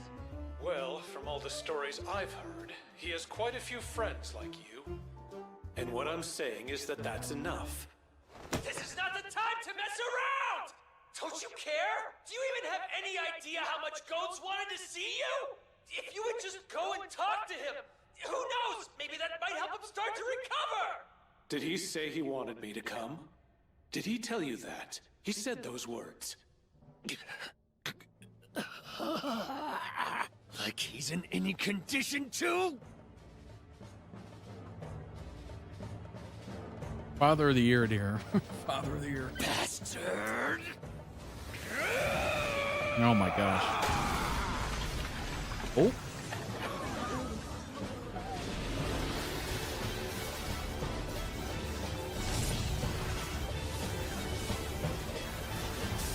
Oh wow.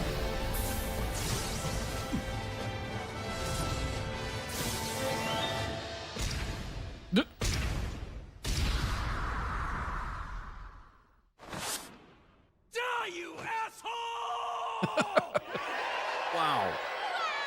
I don't think anyone saw that coming. If you want to see it again, you'll find Panel discussion to the uppercut. website. So tell everyone who wasn't here and let them know they can watch it whenever they want. This is bad. But I guess I always knew this was gonna happen. Hey. Gene! I'm sorry! It was all my fault. Because of me. I turned into a little girl! What? But the last I heard, he'd been captured by the enemy. Yeah, I was with him when it happened. Then he told me to run away and Beto showed up. After that, Kite lost his arm. I was knocked out and then we started training. She was able to get Kite out of the ant's nest, but it wasn't really him anymore. It wasn't Kite at all. And what they did to him, it was horrible. And then later on,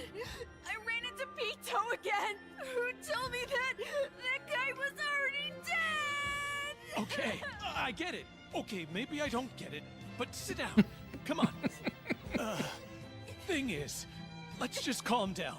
We both ought to, so just try to relax. It was because I insisted on having my way.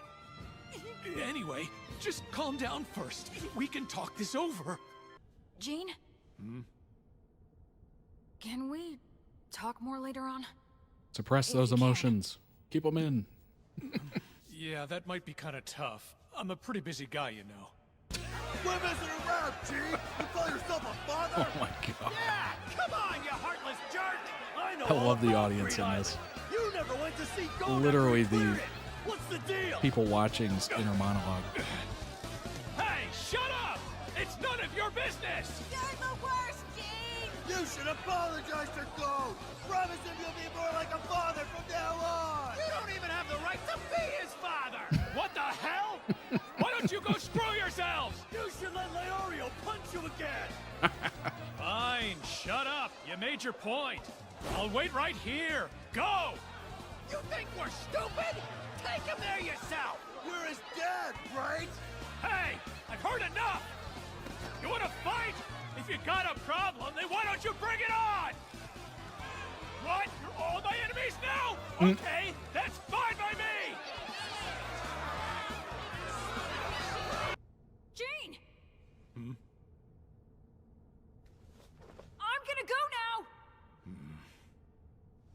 Right. That all you have to say, idiot? You could at least say see you later! Don't you have any decency? Ah! Jace lost it! Quick!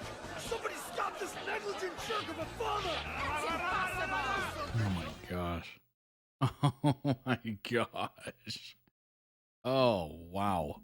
Link down below in the YouTube description for the original video. Go throw out some love. Interesting parenting there. Very interesting. Oh my gosh. Oh boy. Well, I will say the audience in that auditorium definitely was spouting some things that I think a lot of people watching were also thinking. I'm assuming. It seems very, very on the nose, actually.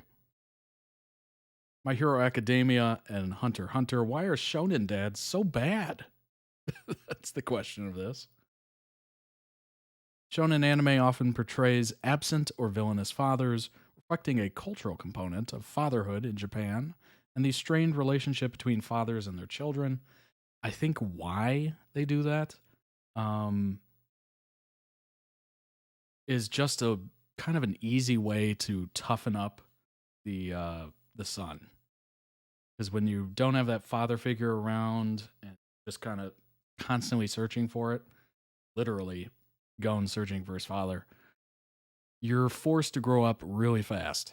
And that's true with basically any parent, honestly.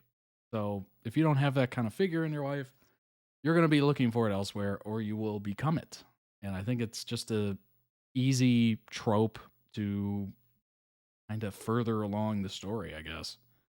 Add a little, you know, hurdle to get over in early life.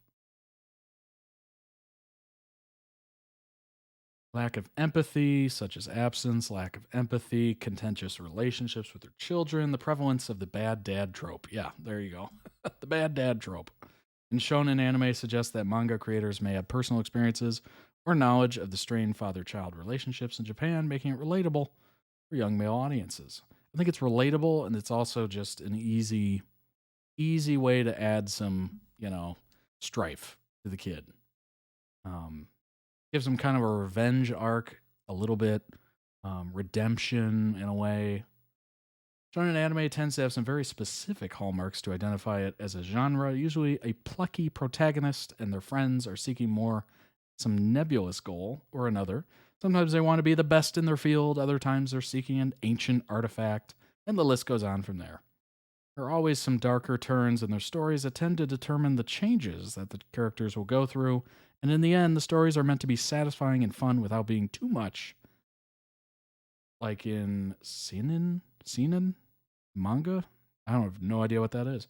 But there is one thing that seems to tie a lot of shonen anime together. Fatherhood seems to be one of the biggest sticking points throughout the genre. If fathers are even there at all, they don't tend to be the best examples of fatherhood. Yeah, I mean, it's just a great way to add a little strife to somebody's life. Very easy. Why is it so hard to be a good dad? There's some awful dads in shonen anime, ranging all the way from simply being absent to the downright villainous. There's a wide spectrum for this particular trope, but there are a lot of traits that they tend to have in common. Tend to be defined either by their occupation or their pastime, lack a certain level of empathy, have a strongly contentious relationship with their child, if a relationship exists at all. While this does paint a broad brush, these tropes are incredibly present, especially in newer anime as they evolved over time. I guess that just kind of reflects society, I guess. Jing Frank's absenteeism is pretty much what kicks off the entire plot of the manga. Gon's main reason for becoming a hunter is to find his dad, who left pretty much the second he could after his birth. I mean, there you go. However, it should be noted that Jing knew he wouldn't be a good father at the ripe age of 20 and left Gon with the best people he could. The real cruelty was the fact that Jing kept sending information about himself. If he had cleanly cut ties with a child that he didn't clearly want, Gon probably wouldn't have ended up risking his life so much in an attempt to get closer to him and find him. Jing is wholly uninterested in giving Gon in his life at all, and is pretty upfront about that fact, as we saw. He doesn't even visit Gon in the hospital. He is, however, seemingly interested in being part of his life, even if he knows that he would be a bad, hands-on parent. He lives in Gon's brain rent-free. Yeah. Toji is a tad more complicated in his relationship with Megumi. He was originally a rejected member of the Zenin family. Despite his incredible physical prowess, his lack of cursed energy made him a pariah. He ended up leaving the family, hating the world of Jujutsu, and becoming known as the Sorcerer Killer, and getting deep into gambling, among other vices, floating from woman to woman. Meeting Megumi's mother changed him for the better. He even took her last name, but her death ended up being more devastating than anything. He reverted to his old ways, going far enough as to try and sell Megumi, oh my gosh, to the clan because of the technique that he'd managed to inherit being valuable. He ends up pointing Gojo in his direction, though, before his death, and even ends his unlife when faced with own life, maybe, with Megumi in the future. Once he hears that Megumi still has the last name. Toji is a cruel, cold man, but it can be argued that circumstance made him that way. Okay, so there's a little silver lining there, I guess. Yeah, that's interesting. There's a cultural component. Yeah, I would say so. It's definitely become more prevalent over time.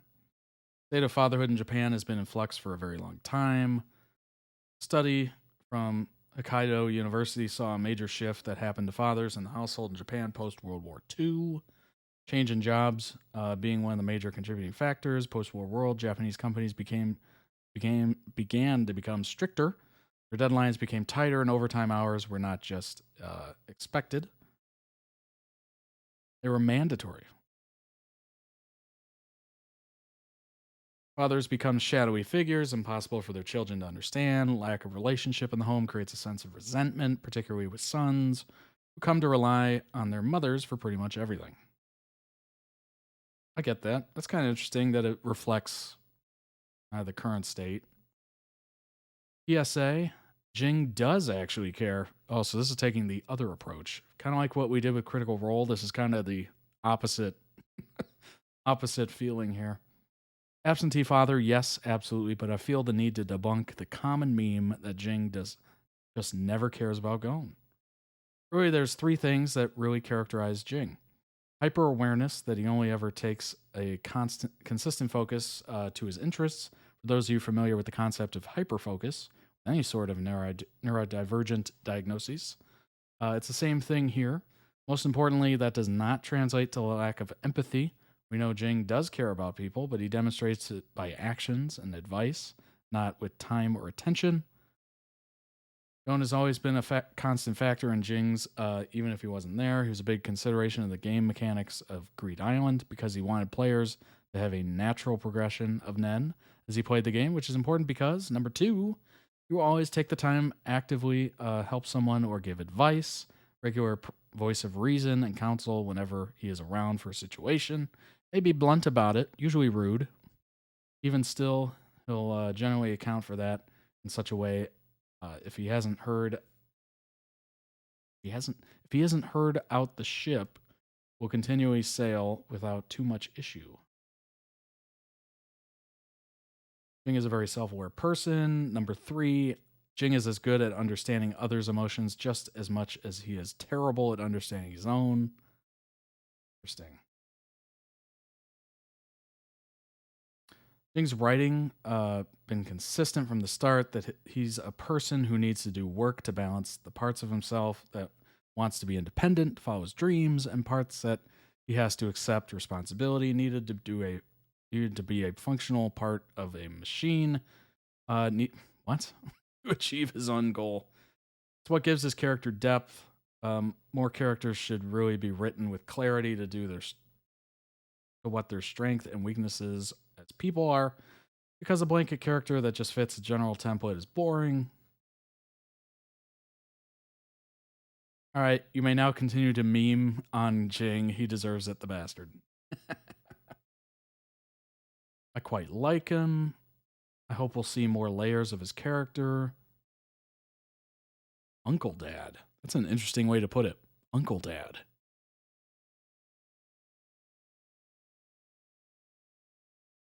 Awfully young to have a kid. He would have been like 19 or 20. Honestly, think he got overwhelmed. I've always felt this way.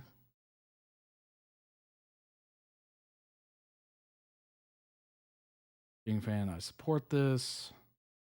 Yeah, I mean, I think it might be a bit of both, honestly. Hunter, this fan theory about Gon's mother actually makes a lot of sense. Gon's search for his father, Jing, in Hunter leads to a heartwarming reunion in the election arc. Pregnancy Stone theory speculates that Jing may have used a game card to birth Gon in Greed Island. Various fan theories suggest Gon's mother could be a random woman, a star-rated hunter, related to the Dark Continent, or even Cheadle.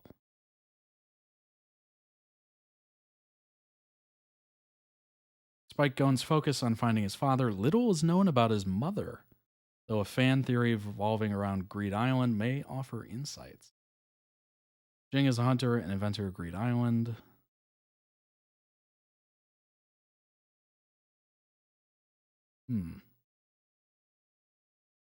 Theory involves the Pregnancy Stone card. Players must collect 100 cards in order to complete Greed Island. Pregnancy Stone cards, ranked S in difficulty, numbered 007. This card allows the player to become pregnant by carrying a stone for a month, regardless of gender. The player can choose the baby's sex using specialized stones. As Gon's mother has never been seen or revealed, many fans believe that Jing used this card to birth Gon. Whoa. Whoa. This is seeming less like a theory and more like potentially what happened. As a creator, Jing would know the ins and outs of the game. Makes sense. Gon serving as a test subject. Gon had a ring and binder before visiting Greed Island. That is interesting.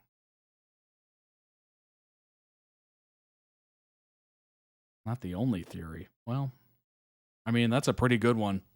For the 2 seconds I've spent on it, it seems pretty interesting. Jing met a random woman. I mean, that could always happen. Mother could be a star-rated hunter, maybe.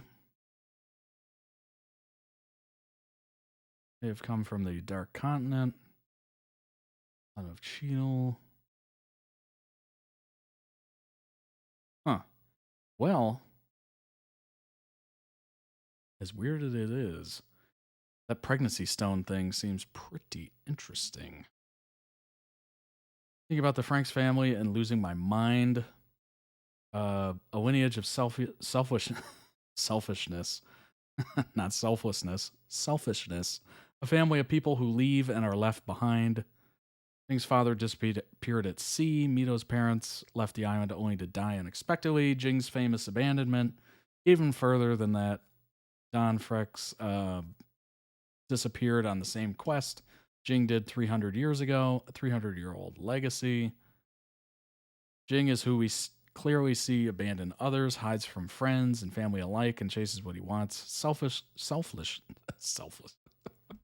I keep trying to give a good spin on it. Selfishly. Good grief.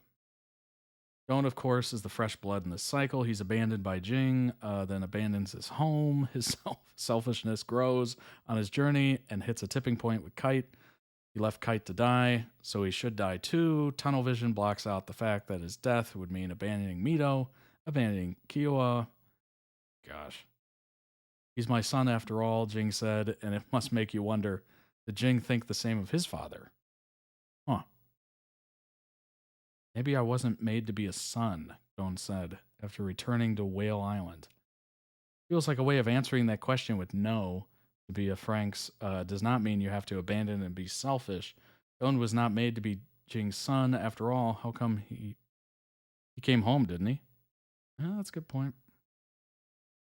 Trying to break the cycle, I guess. Wow, that is an interesting lineage. Very interesting lineage. Oh my gosh. All right, let's hop into the next video. Next one is Formula One TikTok edits compilation. We are switching gears. Pun intended. Switching gears, pun intended. Let's go ahead and bring that up and get going. This is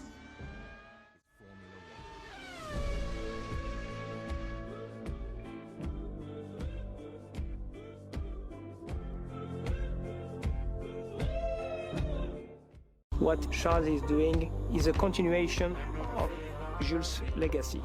Charles has a mission. The mission to do what Jules should have done.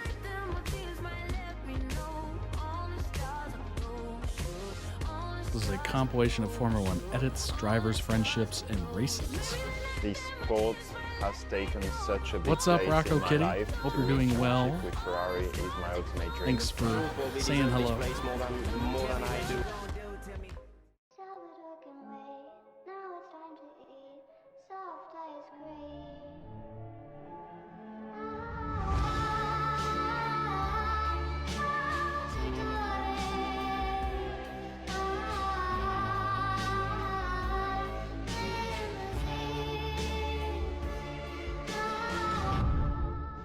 Pretty girls in the VIP, they came with Dre.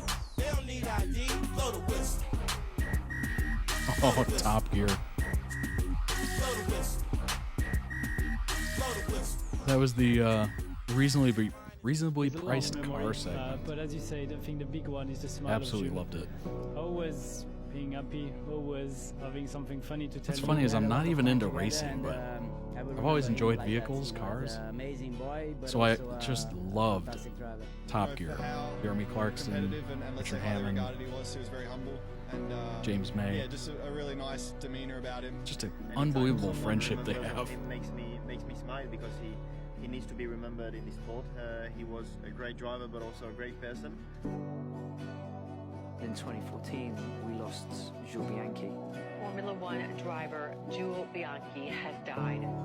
He left such a mark in the sport and will be remembered forever. Oh, that's too bad.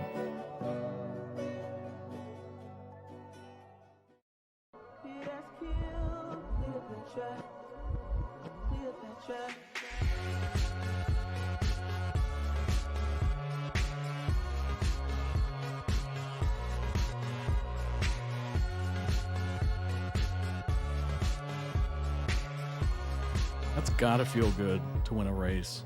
Gotta feel amazing. I don't have the temperament where I could do it. Like, no chance.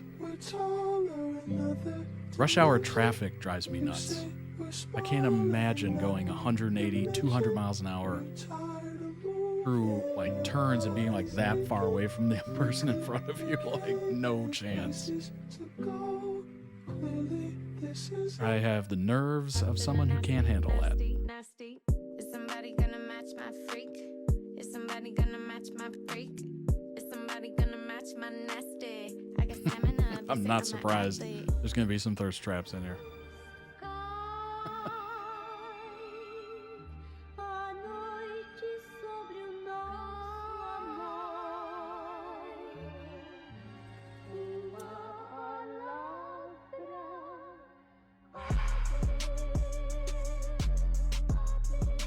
Yeah, oh my gosh.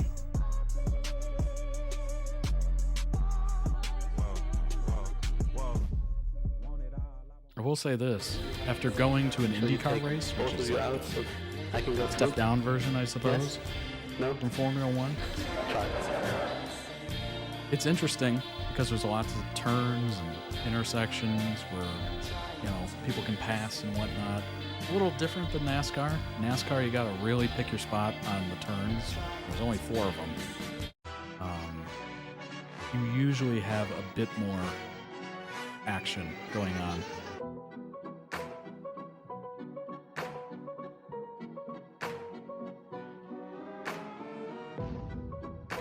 And the turns are usually pretty sharp. Sometimes they are extremely sharp. I think I was overlooking like maybe 3 turns in my seats. All the crazy shit I did tonight, those would be the best memories. It was like a turn coming out of the straightaway. It was pretty cool. You just see them all like brake hard.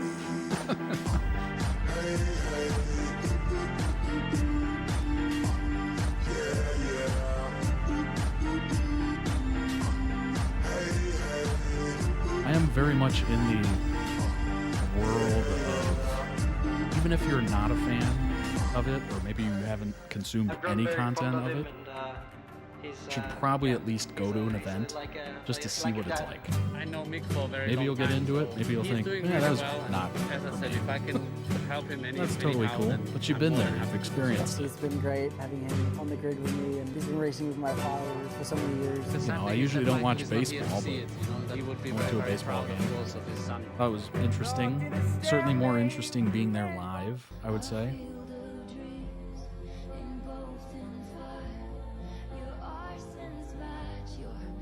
Am I an IndyCar fan? No.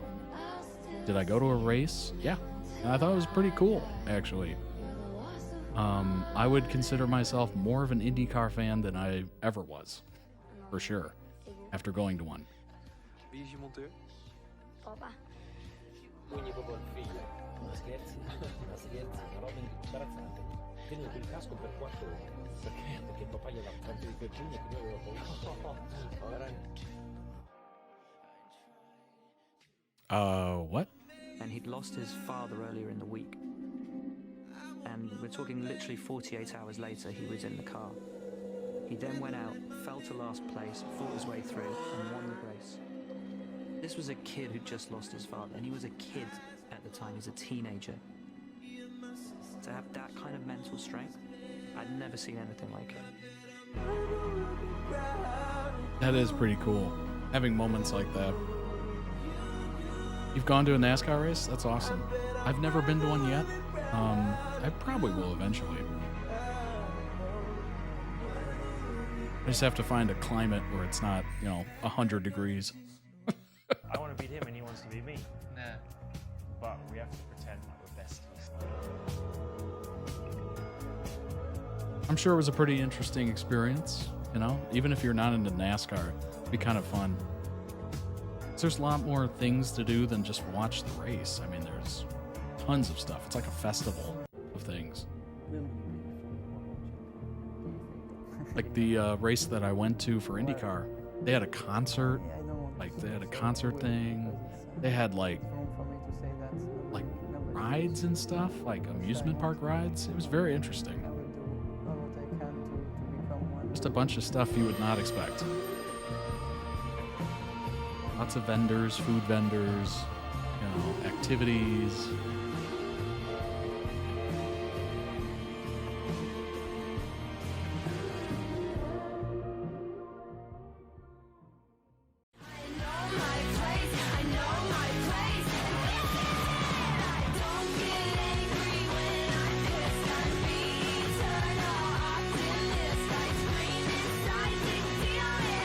It is kind of interesting how racing is one of the few sports where there's just literally everybody there is a walking advertisement. You know, there's an advertisement at you know, football fields and whatnot, and American football stadiums, but literally every driver, car, even, some say Formula like, One isn't really a sport. What sport has stadiums that span seas, or revels in driving rain, blazing sun, and blackest night? What sport makes even Vegas stop and stare? And our big game? We do it 23 times. Oh, I recognize one of those tracks. I've been to that one. No ordinary sport. This is Formula One.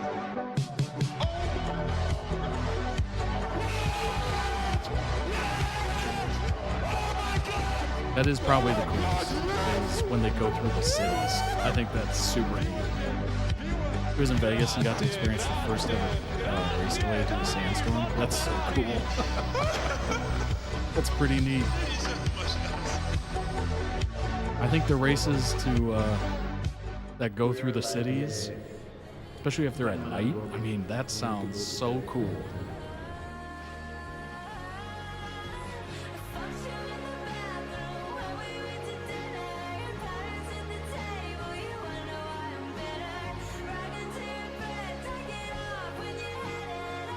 Obviously, NASCAR has a huge following in the U.S. Maybe abroad as well, but typically in the U.S. It has a history here of, you know, bootleggers and all that stuff. But what I find fascinating about Formula One is the city driving, where they set up the course through like a city, like Monaco or whatever. I think that is so neat.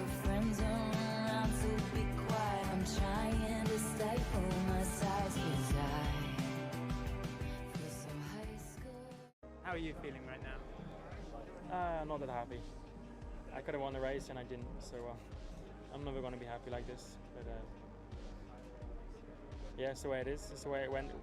We made the decisions. I made the decisions that I made, and they were obviously wrong in the end of the day. So. And Hamilton takes the lead of the race as Lando Norris slides off the track and avoids the barriers, manages to keep going, but Hamilton takes the lead. Oh no.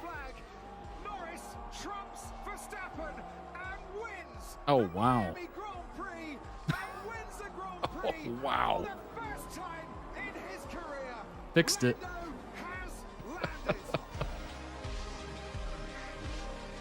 Took personal responsibility for some mistakes in the previous one. That's nice.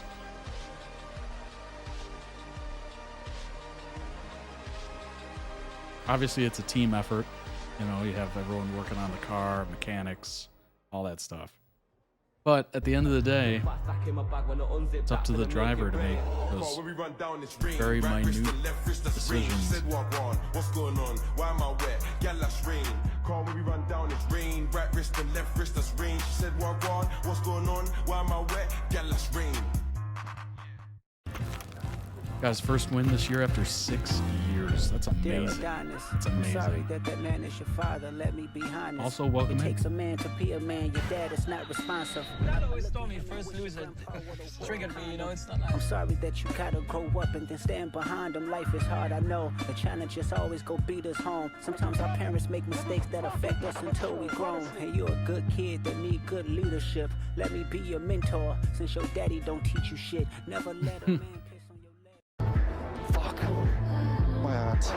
Fuck. It's game over. Game over.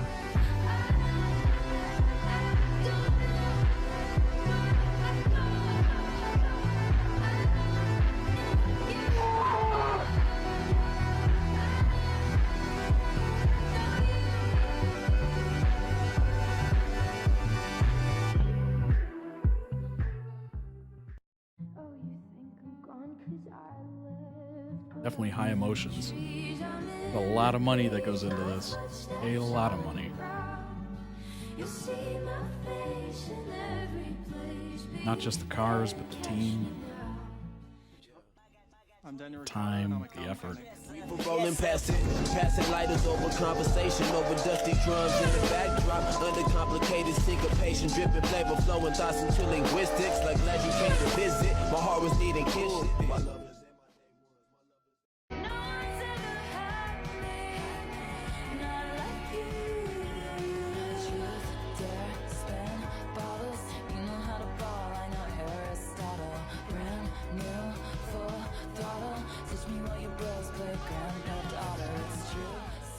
And I'm sure we've all witnessed that person on the road, the highway, the freeway, where they think they're an F1. And you're just looking at them like, you're in a minivan. What is happening right now? Don't drive that close. Don't cut people off.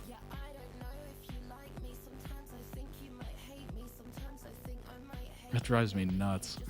It drives me nuts. Oh my gosh.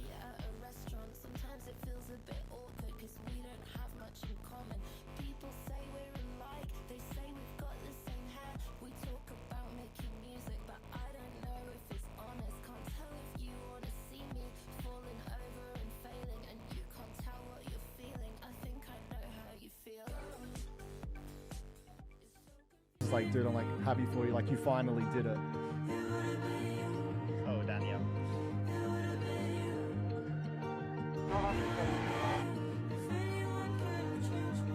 I mean, I'm very happy for Danielle. Danielle.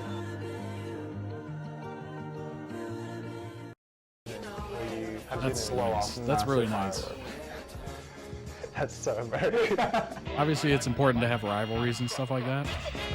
But it's also important to have some, like, I don't know, camaraderie. What's wrong with you? Freaking nature, bro. I got for him. Obviously, there's going to be some people that just hate each other, which happens. What were you doing? I never hit the pole.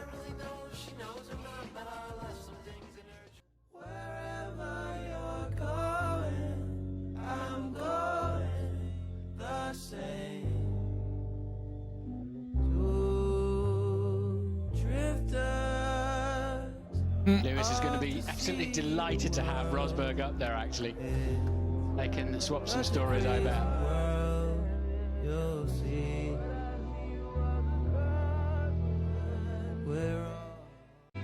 That's a great song.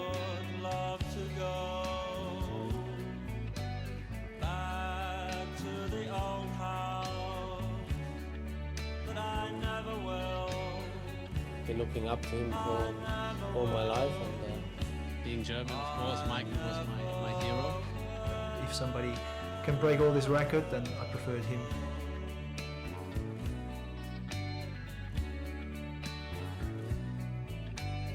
You know what's funny? For somebody who never really watched Formula One, every once in a while I'd, throw it on if it was on TV. I never really followed it in any significant way, but I'd watch it from time to time, just randomly. Little bits and pieces, not the whole race, but it's always one of those things, like, even if you don't watch it and you just kind of faintly know about it, it's like the pinnacle of racing. I don't know why. It just is what it is. Like, you just know it's like the top level of racing. I think they do a great job at marketing Formula One as the best.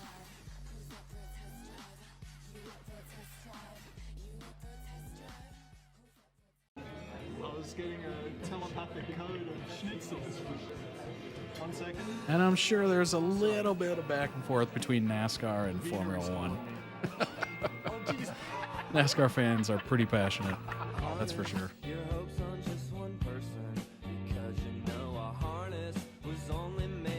You gotta be a little bit fun sometimes.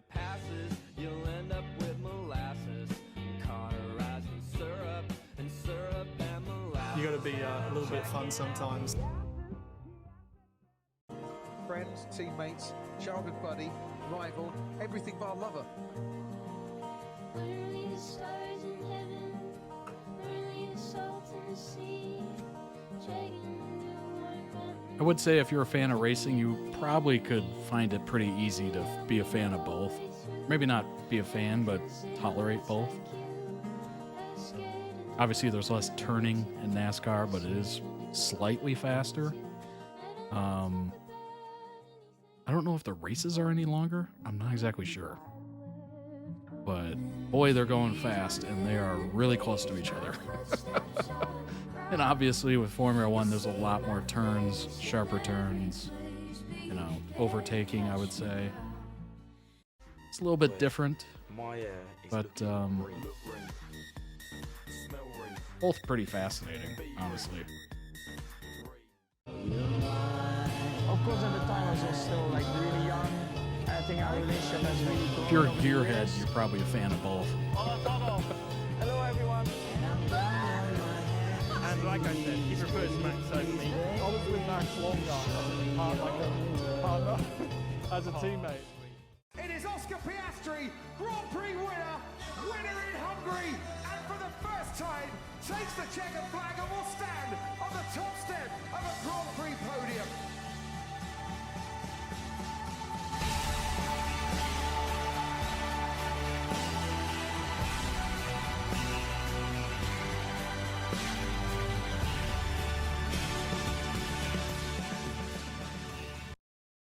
And wasn't there like a thing with like Formula One using champagne or whatever, and then NASCAR like drinking milk or something after a victory? I think that's a thing. I was just like, that's kind of an interesting choice. I don't know exactly the history behind the dairy product as a winning substance, but it's kind of interesting. But yeah, that was very fascinating. Obviously, I'm not a huge F1 aficionado or consumer, but I have taken in some parts of races over the years. Not a lot, but obviously it's pretty amazing. You don't have to watch much of it to go, whoa, I, number one, cannot do that, and number two, very impressed. Formula One, commonly known as Formula One or F1, highest class of international racing for open-wheel single-seater Formula racing cars, sanctioned by the FIA. Inaugural running in 1950. The word formula in the name refers to the set of rules all participant cars must follow. A season consists of a series of races known as Grand Prix. Grand Prix take place in multiple countries and continents on either purpose-built circuits or closed public roads. That is my favorite. That looks... If you've never seen a F1 race on a closed public road, it is one of the most interesting, fascinating things you could see. It is truly fun. I don't know if they do them at night. I think they do from time to time, and that is really cool. Really, really cool. I'm pretty sure that happens. I'm not exactly sure, but I think it does. But it's really fun to see regardless. Definitely check that out on YouTube if you've not seen it. 20 drivers, 10 teams. Engine manufacturers, Ferrari, Honda, Mercedes, Renault. The Vegas race was? That's so cool. That is so cool. Oh my gosh. The only way the closed public roads could be any cooler if it's at night. Like, that's crazy. I can't imagine being a participant in that. Point system is used at Grand Prix to determine 2 annual world championships, one for the drivers and one for the teams or the constructors. Each driver must hold a valid super license, the highest class of racing license the FIA issues, and the races must be held on grade 1 tracks, the highest grade rating the FIA uses for tracks. I'm assuming that gets a little hazy when it's a closed public road because it's not exactly a track, I guess you could call it. Super license would be interesting. How the heck would you go about getting one of those? Driver's qualification allowing to the holder to compete. Minimum age of 18 at the start of their competition, though it can be issued in exceptional circumstances at 17. An existing holder of an international grade A competition license. Passing of a theory test on knowledge of the F1 sporting codes and regulations. So you got to know a lot about it when applying for the first time. Completed at least 80% of each of 2 full seasons of any championships reported in Supplement 1 of the regulations. Accumulated at least 40 points over the previous 3 seasons in any combination of the championships reported. Okay, so you got to, number 1, be at least 18, usually. Have a grade A license, which I'm sure has its own set of regulations, and competed in 80% each 2 full seasons and gotten at least 40 points. So not only do you have to obviously be in 80%, but you also have to accumulate points. You can't just be out there last place every time. Provided a driver had previously held a super license, they do not meet these requirements. Driver who had held a valid super license for any of the previous 3 seasons is eligible for a new license. They completed a 100 kilometer, in a free practice session in the last 3 years. In response to the pandemic, requirement 6 was amended for if the 3-season window includes the year 2021, the highest score, scoring 3 seasons out of 4 are to be counted. Oh, okay. Yeah.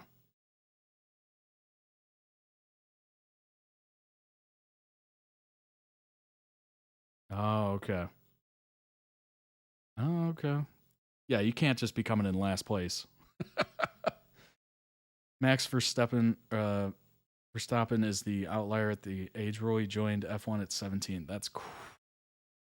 That is unbelievable. I didn't even know what to say there. That was unbelievable to be joining F1 at 17.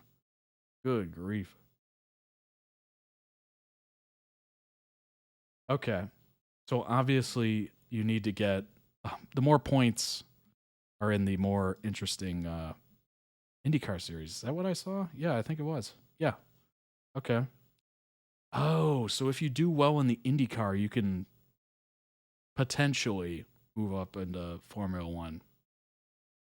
All right. So it's kind of like the minor league, if you will. All of this is the minor league. This is so many. Oh my gosh. Indy, NXT, NASCAR. NASCAR, really? Interesting. Obviously, they don't award as many points there, but that's kind of interesting.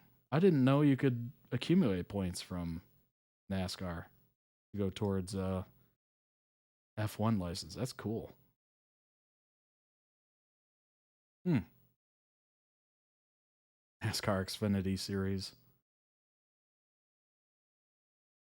That is so interesting. Karting World Championships. Whoa.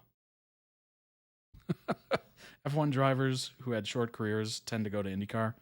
Yeah, that makes sense. Makes a lot of sense. Obviously, they show a lot of respect towards it for the first 4 places. Obviously, it trails off there at the tail end there.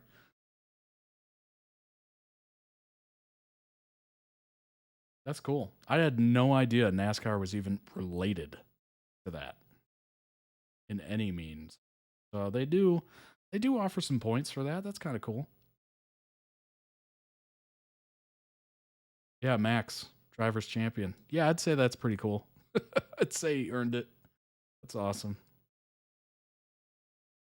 Formula One cars are the world's fastest regulated road course racing cars.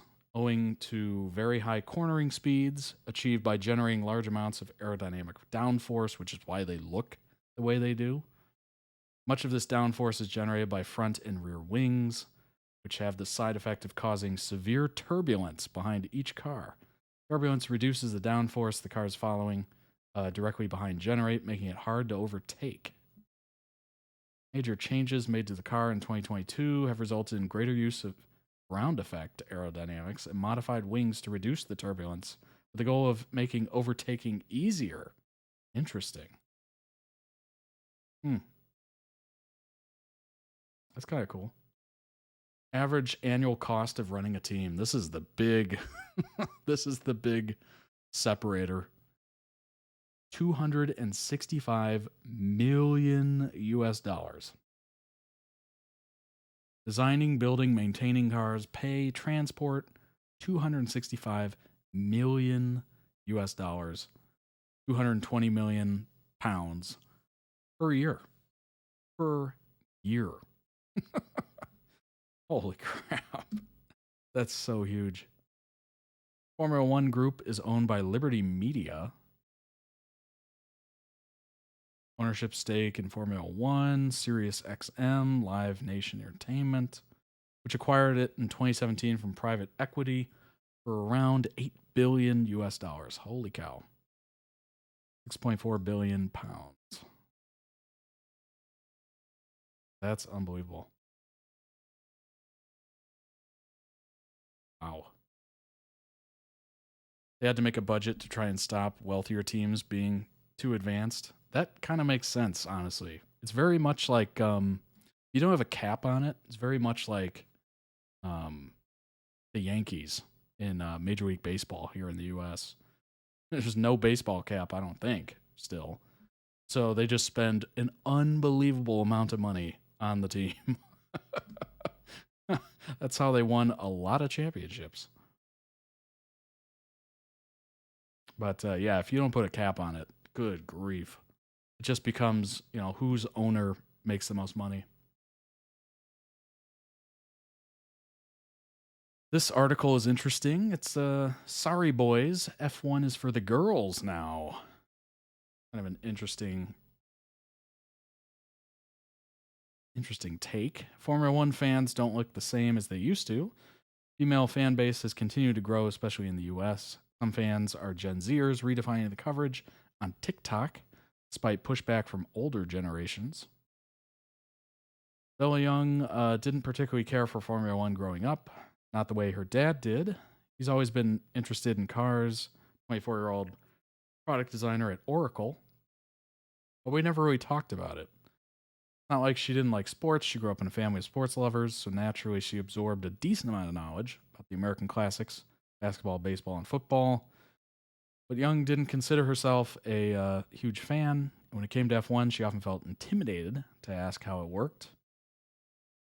That is until roughly a year ago when she started watching Netflix's Drive to Survive, providing behind-the-scene glimpses of a race season through interviews with the drivers, team principals, and experts. First premiered in 2019. Impact of DTS on F1 is undeniable. 2023 Statista reported that more than 1 in 5 followers in the U.S. said the docuseries played a major factor in their choice to become fans. Success of the documentary, I guess, has also led to copycat series cropping up for other sports like tennis, golf, and NASCAR. Kind of a good way to introduce people into it. Not everyone is a fan of the Netflix series, though. Some longtime followers of the sport, including Young's dad, her dad didn't even like it, blame DTS for turning F1 into a reality show akin to the Real Housewives franchise. Ouch. Ouch. The Kardashians of Formula One. My dad was like, it over dramatizes it. It's not accurate. And she said, I watched it and was like, okay, that's true, but at least I know who the people are and you can see the humanity behind the sport. Young didn't just like what she saw, she loved it. I started to turn on all my notifications for F1 on Instagram, Twitter, all social media. I had to take a newfound F1 fandom a step further by creating a TikTok account dedicated to the culture around the sport. I was interested in the stories behind a lot of the drivers. So I was learning a lot more about F1. I wanted to share that. It wasn't long until she discovered a community of like-minded F1 racing buffs, many of whom were women.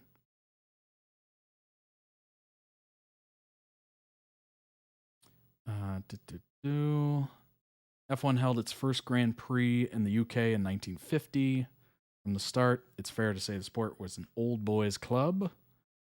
Drivers often came from affluent European families, which is still the case. Yeah, obviously. It takes $265 million a year to have a team, and nearly all of them have been men.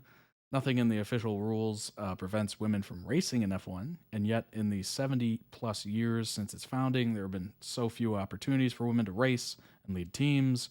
There's been one female team principal, and only 2 female drivers have officially qualified for a race in the sport's history. Was that the fault of the qualifications? Like, come on now. At a certain point, you got to go, hey, we're all on the same plane here. If you can qualify, great. If you can't, hey, 2 obviously did. That's pretty amazing. That's awesome. But yeah, to say it's few opportunities, it's like, well, the opportunity's there. There's no rule. You just stated there's no rule against it. Opportunity's there. Take it. Take it. Women definitely don't get the support men do in the sport. Yeah, that's true. That's true. Certainly. Growing up, you're probably not told to be a driver, I guess, or not pushed for it as much. But there's no rules preventing it. So go for it, you know? 1975, Layla, I'm assuming? Layla Lombardi, nicknamed the F1 female trailblazer, became the first and only woman to score points in a Grand Prix. That is awesome. That is so cool. For decades, the lack of female representation mirrored the demographics of those tuning in to watch races, but things started changing soon after DTS came along. November 2022, F1 Group CEO Stefano Domenicali, I'm assuming, said that about 40% of F1 fans were female, an increase of 8% from 2017. ESPN also reported that more female viewers in the U.S. watched the 2022 F1 season than ever before. Speaking to Today, in 2023, McLaren's Lando Norris called the huge amount of girls in the fandom a good thing, not only for the sport as a whole to increase the variety of people they're watching, but also for girls to get into racing. If a girl gets something wrong, they know absolutely girl gets something wrong, they know absolutely nothing. What? The new wave of F1 fans hasn't always been met with open arms. 2022, multiple female fans said they were harassed by male spectators.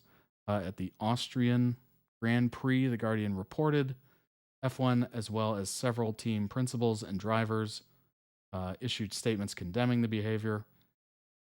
That's not surprising. That is not surprising at all. I'm assuming a lot of alcohol is consumed, so people are probably on their worst behavior. People should come here and feel included, absolutely, and follow whoever it is you want to follow, Lewis Hamilton said in response to reports. It should not matter about your gender, sexuality, color of your skin. I don't even know if I'm allowed to say this word on YouTube. Unwanted interaction, I guess is a way to say it. Although I guess I've already said it. Against female fans continues to exist online. Young is among several F1 female fans who have received disparaging social media comments, questions about how much they really know about the sport.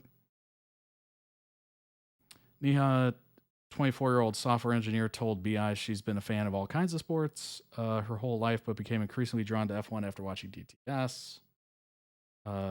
Like Young, runs an F1 TikTok account, though hers leans towards the tech side of things. That's kind of cool. Tech strategy, data, that's my bread and butter. That's interesting. That's pretty cool. Still, she said traditional F1 fans, both online and in person, have accused her of only liking the sport because she has a crush on the driver. Oh my gosh. Come on now.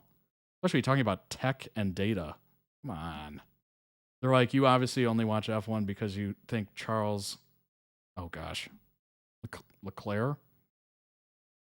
I'm assuming it's Leclerc. is attractive, it's only because you think Carlos Sainz is attractive. 99% of the time, they're in a car with a helmet on. If I wanted to do that, I could watch any other sport. That's hilarious. That's a great retort. That is a great retort. We're also just as interested in cars going in crazy circles. It is fun to watch. It is fun to watch.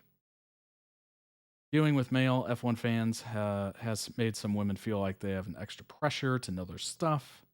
You already have preconceptions of you. If you feed into that by not having any of the things, by not knowing any of the things you're talking about based in fact or truth, then that's even more ways someone could come for you. That is very true. I want to be taken seriously. I also want to get as much out there as possible while facing the least amount of potential hate. That is unfortunately a part of the internet. And unfortunately, it is a double standard. That is a fact. That is absolutely a fact. You can be a fangirl no matter who you are. That is very true. That is very true. I would say if you have a jersey on with somebody else's last name on the back, you're a fangirl. And there is nothing wrong with that. If you enjoy your sport, enjoy it to the most of your ability. Fast and the Curious inside the rise of the Formula One fandom. You think Drive to Survive is solely behind the rise? Think again. Media hype, the rise of the creator economy, no small amount of girl power. Yeah, that's a good point. Having social media and content creators become interested is huge. Huge. And also, obviously, getting to know the drivers and getting more information on the drivers, opening that up so it's not as hush-hush, secretive. Oh, these are just rich people driving in expensive cars. If by shedding that, perception away, you're opening it up to more people, which is generally a good thing. Reasons why F1 is attractive to K-pop stans. What? I've noticed a rise in K-pop fans becoming F1 fans. Although this may sound unusual initially, yes, it does actually. I understand why K-pop fans find the sport and the culture around it very appealing. Moreover, the sport shares a lot of similarities. K-pop stan culture.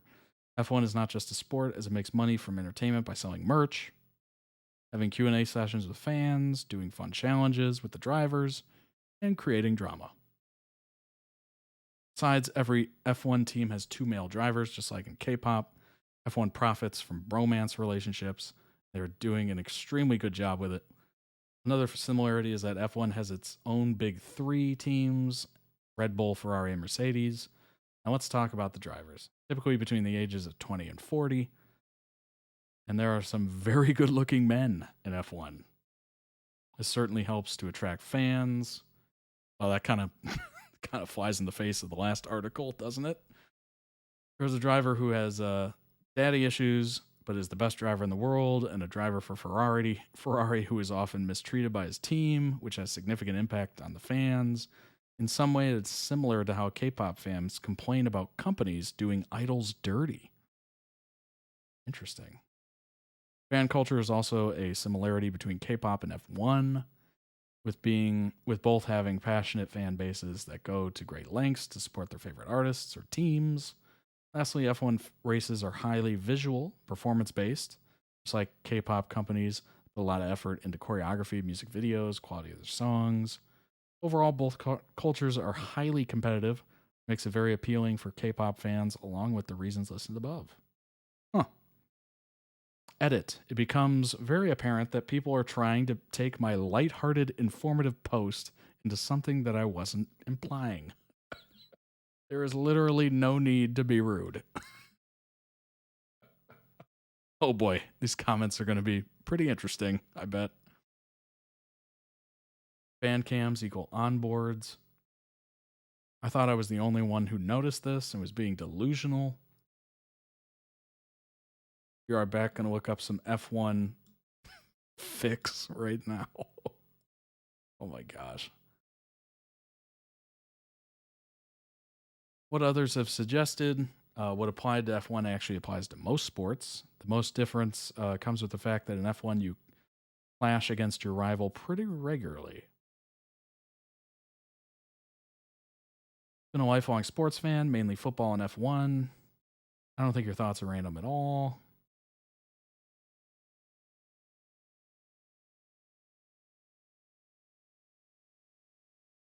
So they have similarities in that they're both objectified. I mean, that's just a natural part of it. It is what it is. I think there's been I feel like there's been a fandomification, for lack of a better word, for all sport.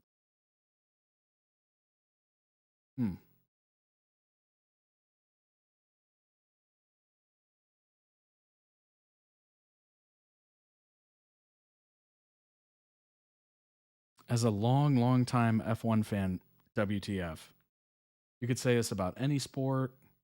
Also, if the driver with daddy issues is a reference to Max, his dad was an abusive you-know-what, and not something to joke about. Me too, this is random, and first time I heard it. Just because there are young, good-looking drivers, it doesn't mean they get along. Correlation can be applied to most sports in general. I've noticed an overlap of fans. Interesting. Does it encourage parasocial relationships? That's kind of a good question.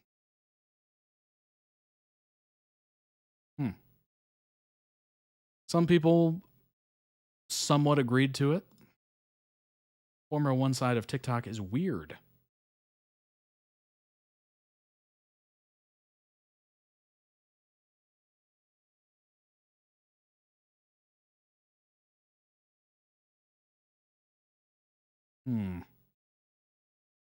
Social media team shouldn't be so casual about a crash. While it was not life-threatening, there was still extensive damage to the car. This unusual approach raises some question about Formula One team's social media presence. Are they getting too informal, blurring the line between fandom and professionalism? He makes the point that Formula One teams have targeted their Generation Z fan base without considering how it ultimately comes across as odd. Formula One teams have lost a crucial boundary with their fans by slipping into an overly casual tone on social media, detracting from the sport's brand of tension, obsession, and euphoria. This fourth wall must be rebuilt to maintain respect for athletes and preserve the integrity of the sport.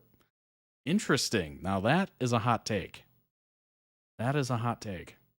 And I kind of agree with it. I tend to enjoy actors more when I don't know about most of their life. I don't know why. It makes them more mysterious. It's harder to see them out of character because you don't know much about them. You don't know much about their lives. I think that's somewhat, there's some truth in that. I wouldn't say it's the whole truth, but I would say there is some truth in having a little bit of mystery, a little bit of the unknown in your athlete or the sport or the team or whatever. Formula One's social media team runs the risk of alienating their traditional fan base, the purists who value the sport's history, in their attempt to draw in new and younger followers. With Netflix's Formula One docuseries Drive to Survive, a new wave of fans has been introduced to the motorsport. Some long-established audience members resent DTS fans and the exaggerated and fabricated drama the show presents.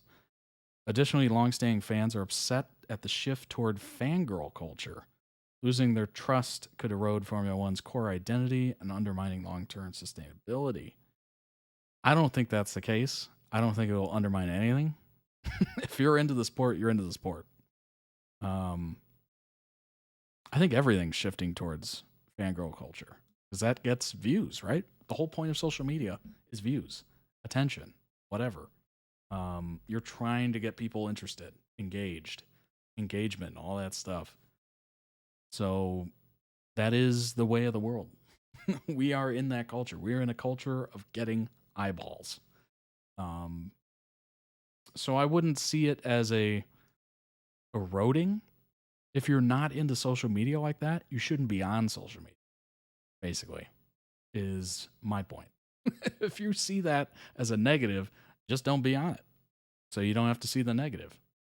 But if, you know, if doing that and reaching out to new people is a way to expand the fan base, that is a good thing overall for anything. Literally. You're expanding the amount of people watching, more advertising revenue, more money, better teams, better cars, better paid people. Like, there's no negative there. So if you're not into it, don't watch it. Don't consume it.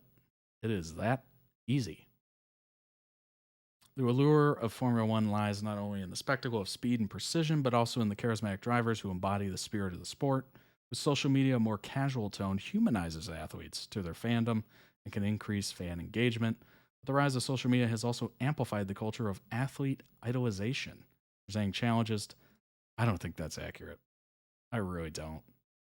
So many athletes put themselves on social media too much and then completely ruin themselves, or at least people's interpretations of them. I think it's a dual edge to it. It can go one or two ways. Either you become, you know, idolized because you're just this great person with all the great opinions and you do wonderful things for charities and just plaster it all over your social media and people just idolize you for it. Or you let, you know, people peek into your life and people are like, ugh, I'm not really into this. Person's a little weird. It can go both ways. But yeah, if you're not into social media, just don't consume it. Just don't consume it. That's literally the answer. Because it seems like most of these people shouldn't be on their social media anyway, honestly. Undeniably, Formula One is a business, much like any other sport. Motorsport thrives on sponsorships, revenue, and growing its audience. Bingo.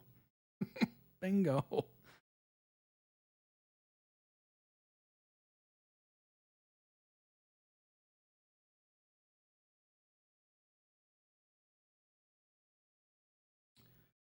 Formula One social media account administrators shouldn't chase every trend. Instead, they need a nuanced strategy that resonates with both old and new fans. Well, the whole point of social media is to catch trends. That's literally it. Going viral or hopping on a viral trend. That is literally social media, is it not? I feel like, you know, that's pretty self-explanatory. Literally, the whole thing is about making sure people see your content. And the best way to do it, there's a hot sound or song or dance trend or whatever, meme format, you hop on it. I don't get that. That's wild to me. I don't get it. If you're not into it, don't consume it. That easy.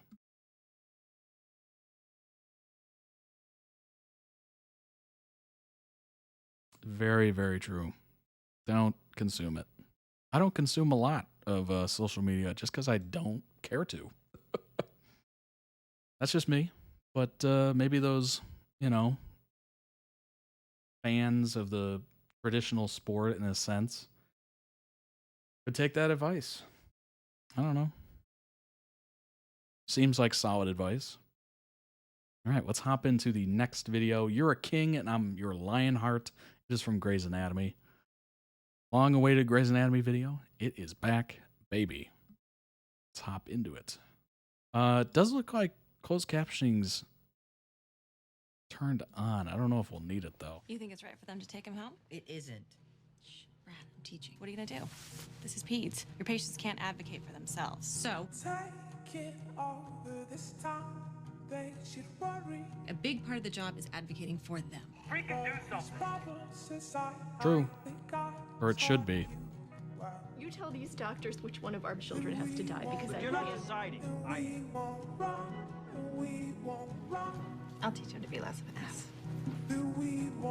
Bedside manner is so important. I don't have to teach him how to care. Body block him, Karev. Wow. That kid looks screwed. He is. Stroke before you're even born. Rough way to start a life. Can I scrub it? Yeah, if you can get us to Africa.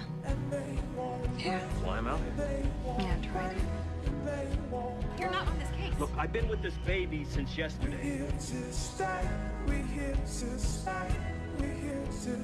She almost died, I almost died. I didn't go through hell with this kid to just back off. What do you need? I'm okay.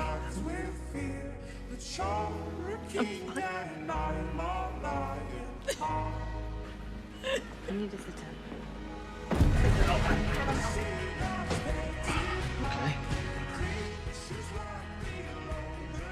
I need you back. You did. You know, I never thought you would. I didn't think you could, but you did. You saved that kid's life today. How'd it feel? Feels great. So back. You know why I like you so much? I honestly have no idea. You remind me of me. Pain surgeons were vicious. We're the most hardcore surgeons in the hospital. Hardcore, right? But that's what it takes to learn how to save tiny humans like this one. Yeah. I have been watching you. I have been in awe of you, stepping up for these babies, for these parents, in a way that... You made me something. I have been so proud of you. Oh, Alex. And today... You made me. If we fix that attitude of yours, you could be the future of this hospital. When something like this happens, you call me and you say, Arizona, I'm in trouble and I need help. Someone told me to go home and I wasn't really sure where I should go. I want to come back and I'm going to do whatever it takes. I'm not quitting. Welcome to peace. That's the guy you trained and you raised. And She had Heelys on. So, I didn't think it would work. But Crap. Are you trying to give me a compliment? I'm saying no one else could have done what you did. You should see the look on your face. Our work here is done. Well, at least can I say thank you? Can I ask you one more time, Fred? Not unless you want to make me cry. You sure about this? Yeah. Wow. Link down below in the YouTube description for the original video. Go throw it some much deserved love. That's very important to have somebody fighting for you in your corner. And I'm sure life as a surgeon is very up and down, up and down, up and down. Some days you're probably on, riding cloud 9 as a, successful surgery and all that good stuff, or somebody walks out on their own fruition. It's pretty awesome, I'm assuming. And then some days it doesn't work out, and maybe somebody dies on the table, maybe somebody dies later, and you just can't save them or help them in any other way. And I'm sure those days are, I'm thinking those days are harder. Well, I think those days are more meaningful, impactful than the good days. Because you always feel the losses a little bit more. Feeling good, feeling happy, it's a nice little temporary thing, but boy, if you lose somebody on the table or something like that, I assume that just follows you. It's a little harder to get over those. So to have somebody, number one, be on your team, be a patient advocate, but continually strive to come up with new things, new techniques, whatever, like that is huge. And that's what advances medicine forward. That's what advances patient care forward. Pretty sure, it's pretty clear Arizona's pushing Alex to be better in every which way possible. Certainly bedside manner, as I said, is so important. Being able to talk to a patient and be empathetic and talking through, some of the worst stuff ever. Anything medical that you're involved in is not an easy conversation. Certainly, especially if there's nothing they can do for you and you're just kind of there. But any sort of interaction medically is difficult. Being able to okay, here's the situation, here's the issue, here's some steps we can take, chance of survival, chance of success. You want to, limit expectations. You don't want to over promise and then under deliver. You want to definitely be truthful, hit them with some facts. If it's 30%, you say 30%. It's, 5%, you say 5%. The honesty is so crucial in those moments because it not only lets them know the chance of success, but it also lets them start preparing for things to not be okay. And that's huge.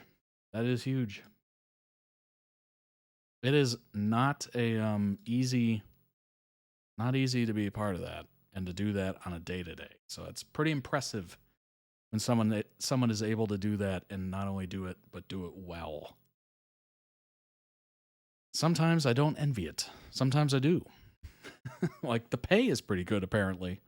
But getting there and the day-to-day can be pretty brutal, I bet. Just in my personal interactions with it, not great sometimes. Arizona Robbins, fictional character on Grey's Anatomy, introduced in the 5th season as an attending surgeon and a new chief of pediatric surgery. I mean, you want to talk about a grind? Pediatric surgery. Oh my gosh. Talk about some ups and downs. Originally contracted to appear in 3 episodes, contract was extended for the remainder of the 5th season and became a series regular in the 6th. Characterized as quirky and perky, is well known for wearing wheelie sneakers, oh my gosh, and a Holly Hobby pink scrub cap, intended to appeal to her young patients.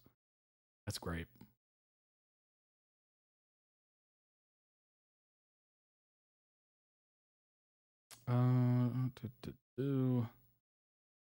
Shonda Rhimes, showrunner, was pleased with the chemistry between Robbins and Torres, citing the addition of Capshaw to the cast as an element of the season of which Rhimes was most proud.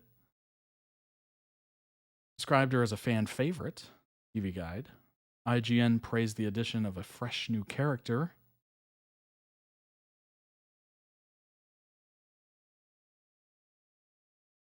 Capshaw made a statement explaining the significance of Robbins had on fans. He was one of the first members of the LGBTQ community to be represented in a series regular role on network television. Her impact on the world is permanent and forever.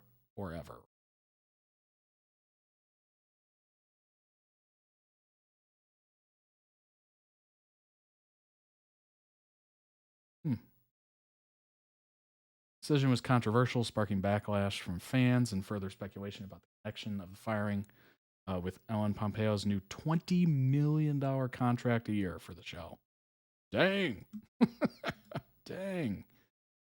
Alex, surgical intern, introduced as surgical intern. Eventually obtained the position of resident, later becoming a pediatric surgeon, as we saw.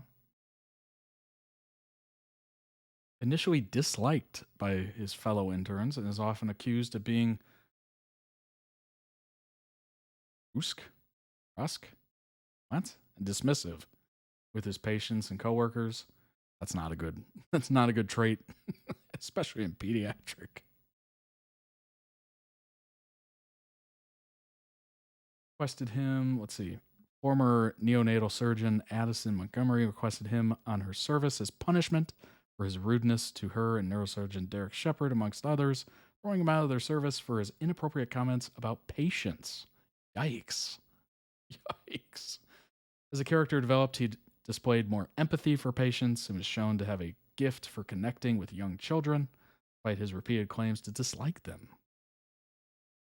Alex becomes interim chief of surgery.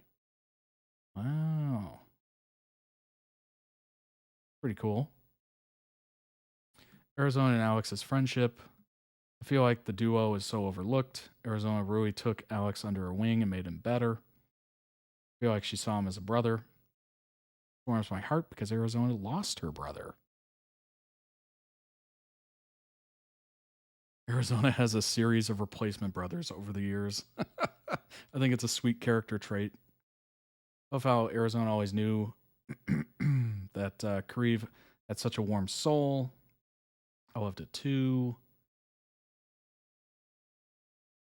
I hated how she tried to sabotage his chances of going to another hospital. What?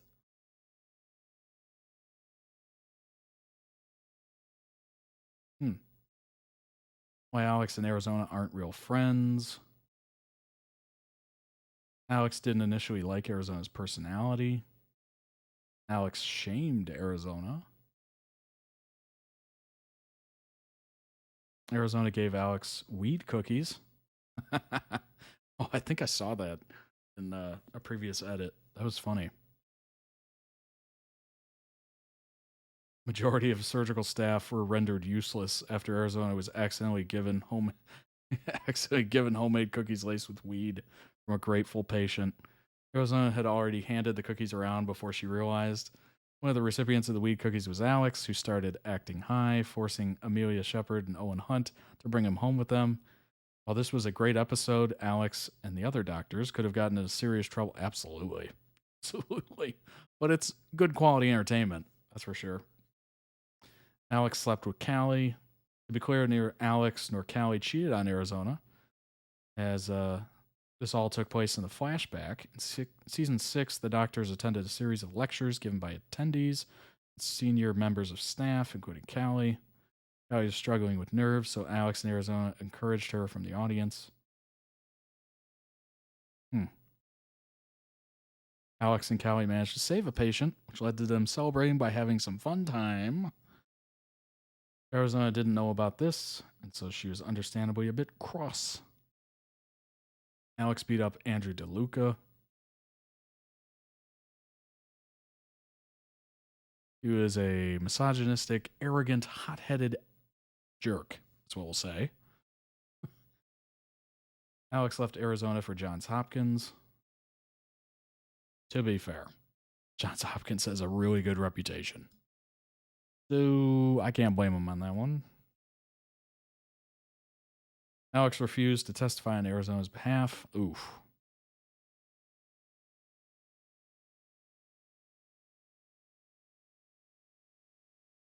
Callie assumed she would be taking Sophia with her, much to Arizona's horror. Couple then initiated a savage custody battle. Oof.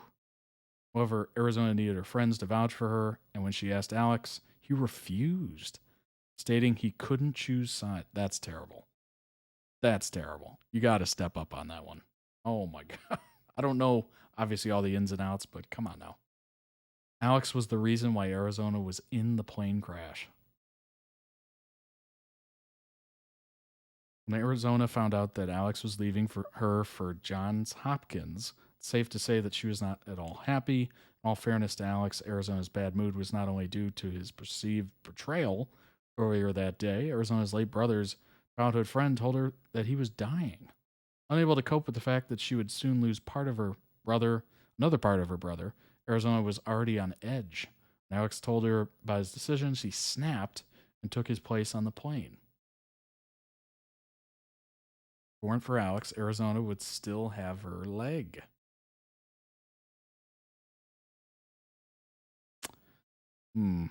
That doesn't feel fair. Alex cut off Arizona's leg.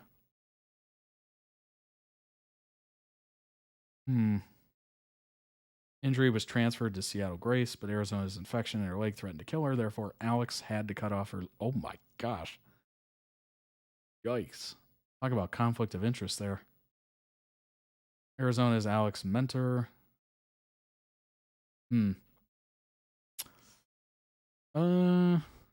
Obviously, there were some negatives. Arizona's Grey's Anatomy return could address Alex's exit.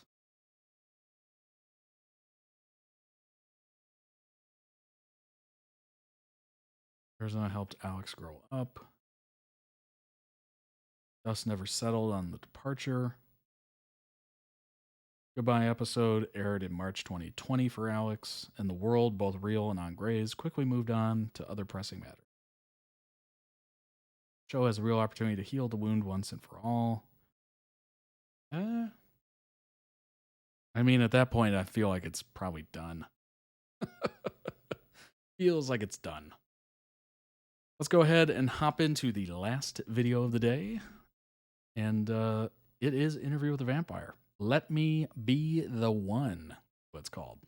Let's hop into that and get this going.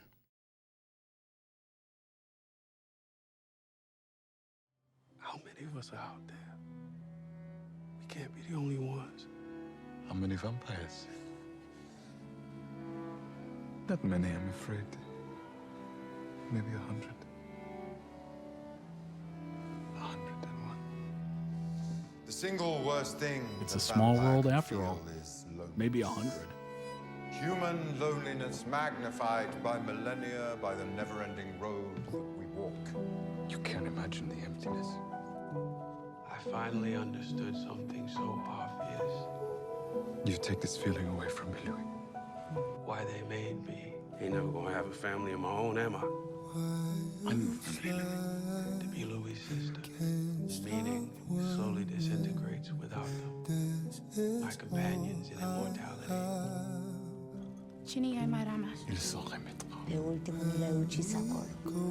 Certainement pas. Decided on throwing himself into a fire. And then I was alone. As long as you walk the earth, I'm starting to see a pattern there, Stat. Be my companion. I want you. I want you more than anything in the world. if you were the last vampire on Earth, it would be enough. Je t'aime. Oui. You and me. Je t'aime aussi. Me and you. You are the only being I trust and whom I love, above and beyond myself. I love you. I love you. Who am I supposed to love? The vampire bond. I was severing one and knitting another. I could have forced him to love me, and so... Did he break you? I broke him. Are you broken? No. You share a heart with him. But I carry it. I can cut it off. No, Louis, you can't. You were Lestat's, now you're Armand. Armand is mine. I get to pick one thing for myself, and it's her. I chose you. I'm staying in Paris. He abandoned Nick with you. He abandoned Armand. He abandoned the coven. And then she turned to Louis and said, abandon Lestat. You left me for death. Here's your death, Lestat. That's why you and me ain't ever gonna work. He and I are gonna spend the rest of our lives together. That's why you're always gonna be alone. Oof. I thought I felt like I was losing Claudia.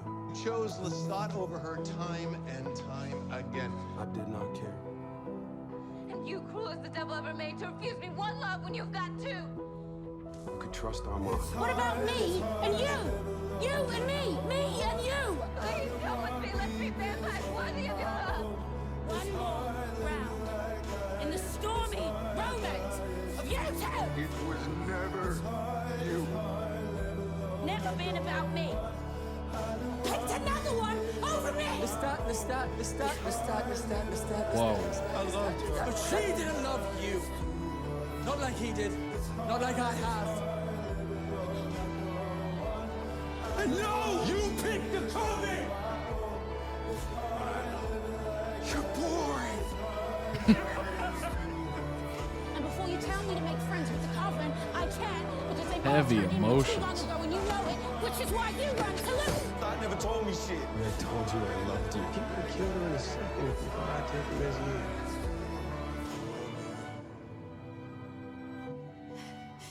And my immortal companion is Claudia.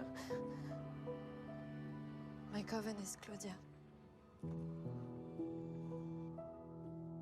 Whoa. Great edit. Link down below in the YouTube description for the original edit. Go throw it some love. Check out the channel as well. Check out all the channels. You might enjoy some videos that we didn't watch today on their channel, which is always a possibility. So, wow. Obviously, there's a theme there, and it's loneliness. Maybe 100 vampires? That's not a lot. That is not a lot. Wow. An interview with a vampire, vampirism, real curse is loneliness. Very heavy emotions. Loneliness in vampires is hardly a new concept, but in AMC's Interview with the Vampire shows a particularly dour side of it. Loneliness is a thread that ties the whole story together, but sets the events of the story in motion. It's their undoing as well. Yeah, the whole Claudia thing is brutal. Loneliness. Brought into the vampirism because of loneliness and exits because of loneliness. Just terrible. It is not their monstrous nature that drives this vampire family to ruin, but all their twisted forms of loneliness clashing and drawing out the worst in them. The lust for blood can be satiated, but the emptiness is forever. That is a great way to put it. That's an excellent way to put it. Stat, loneliness is unquenchable. Absolutely. I mean, that's pretty obvious just from watching edits of the show. I don't even have to watch the show to know that. He is looking for something and not finding it, apparently. Louis, trouble with vampirism stems from loneliness. He was ousted by his family after his mother blamed him for his brother's ending himself, which was a crazy scene. That scene with his brother was that took me by surprise. I didn't know it was coming. Like, I had no spoilers. I was shook from that. That completely caught me off guard. And it was really brutal. Especially the moment they were having. Oh my gosh. It was a great moment. Oh my gosh. He was othered by the business world for his race. He was isolated by his sexuality, and being unable to act upon it. And Lestat arrived like a balm for all of it. He accepted Louis' everything and offered to share his life with him. Louis clung to the companionship offered like a drowning man. Louis' loneliness is that of a new vampire, grappling with his still existing connections to humanity, wants to stay in the business world to make a name for himself, to have a family, but none of these things are possible anymore. That steadily takes a toll on him. Yikes.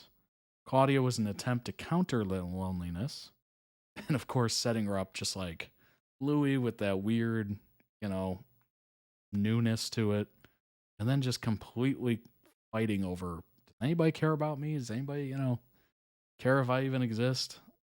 Just brutal.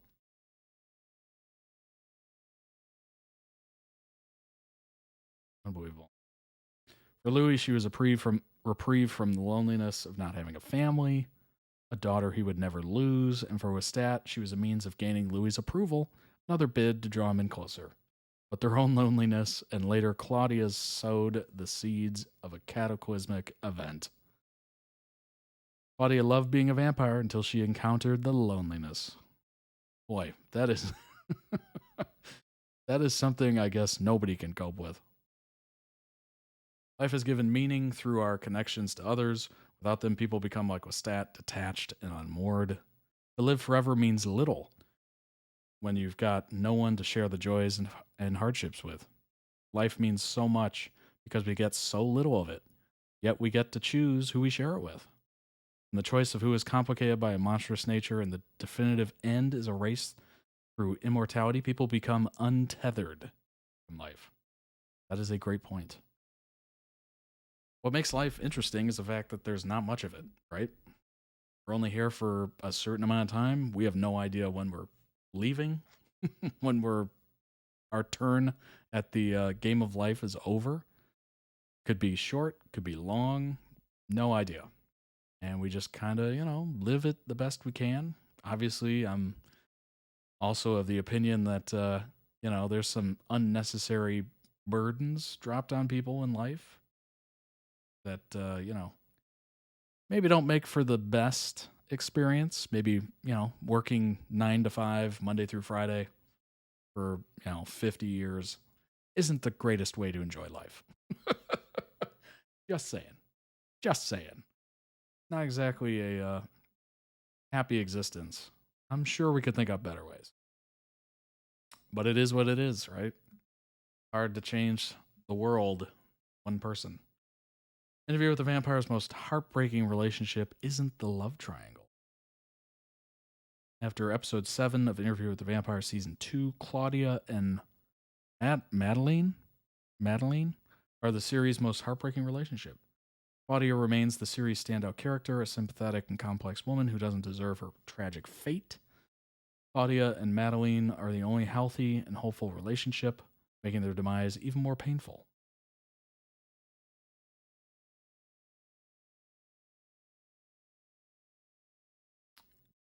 Ooh. No interview character is innocent. Nora Rice's story is home to happily ever afters out of everyone. However, Claudia and Madeline deserve happiness the most. They yearn for more than their world permits. They dare to resist and are immolated for it after snatching the briefest happiness. These doomed soulmates are hand down interviews truly tragic.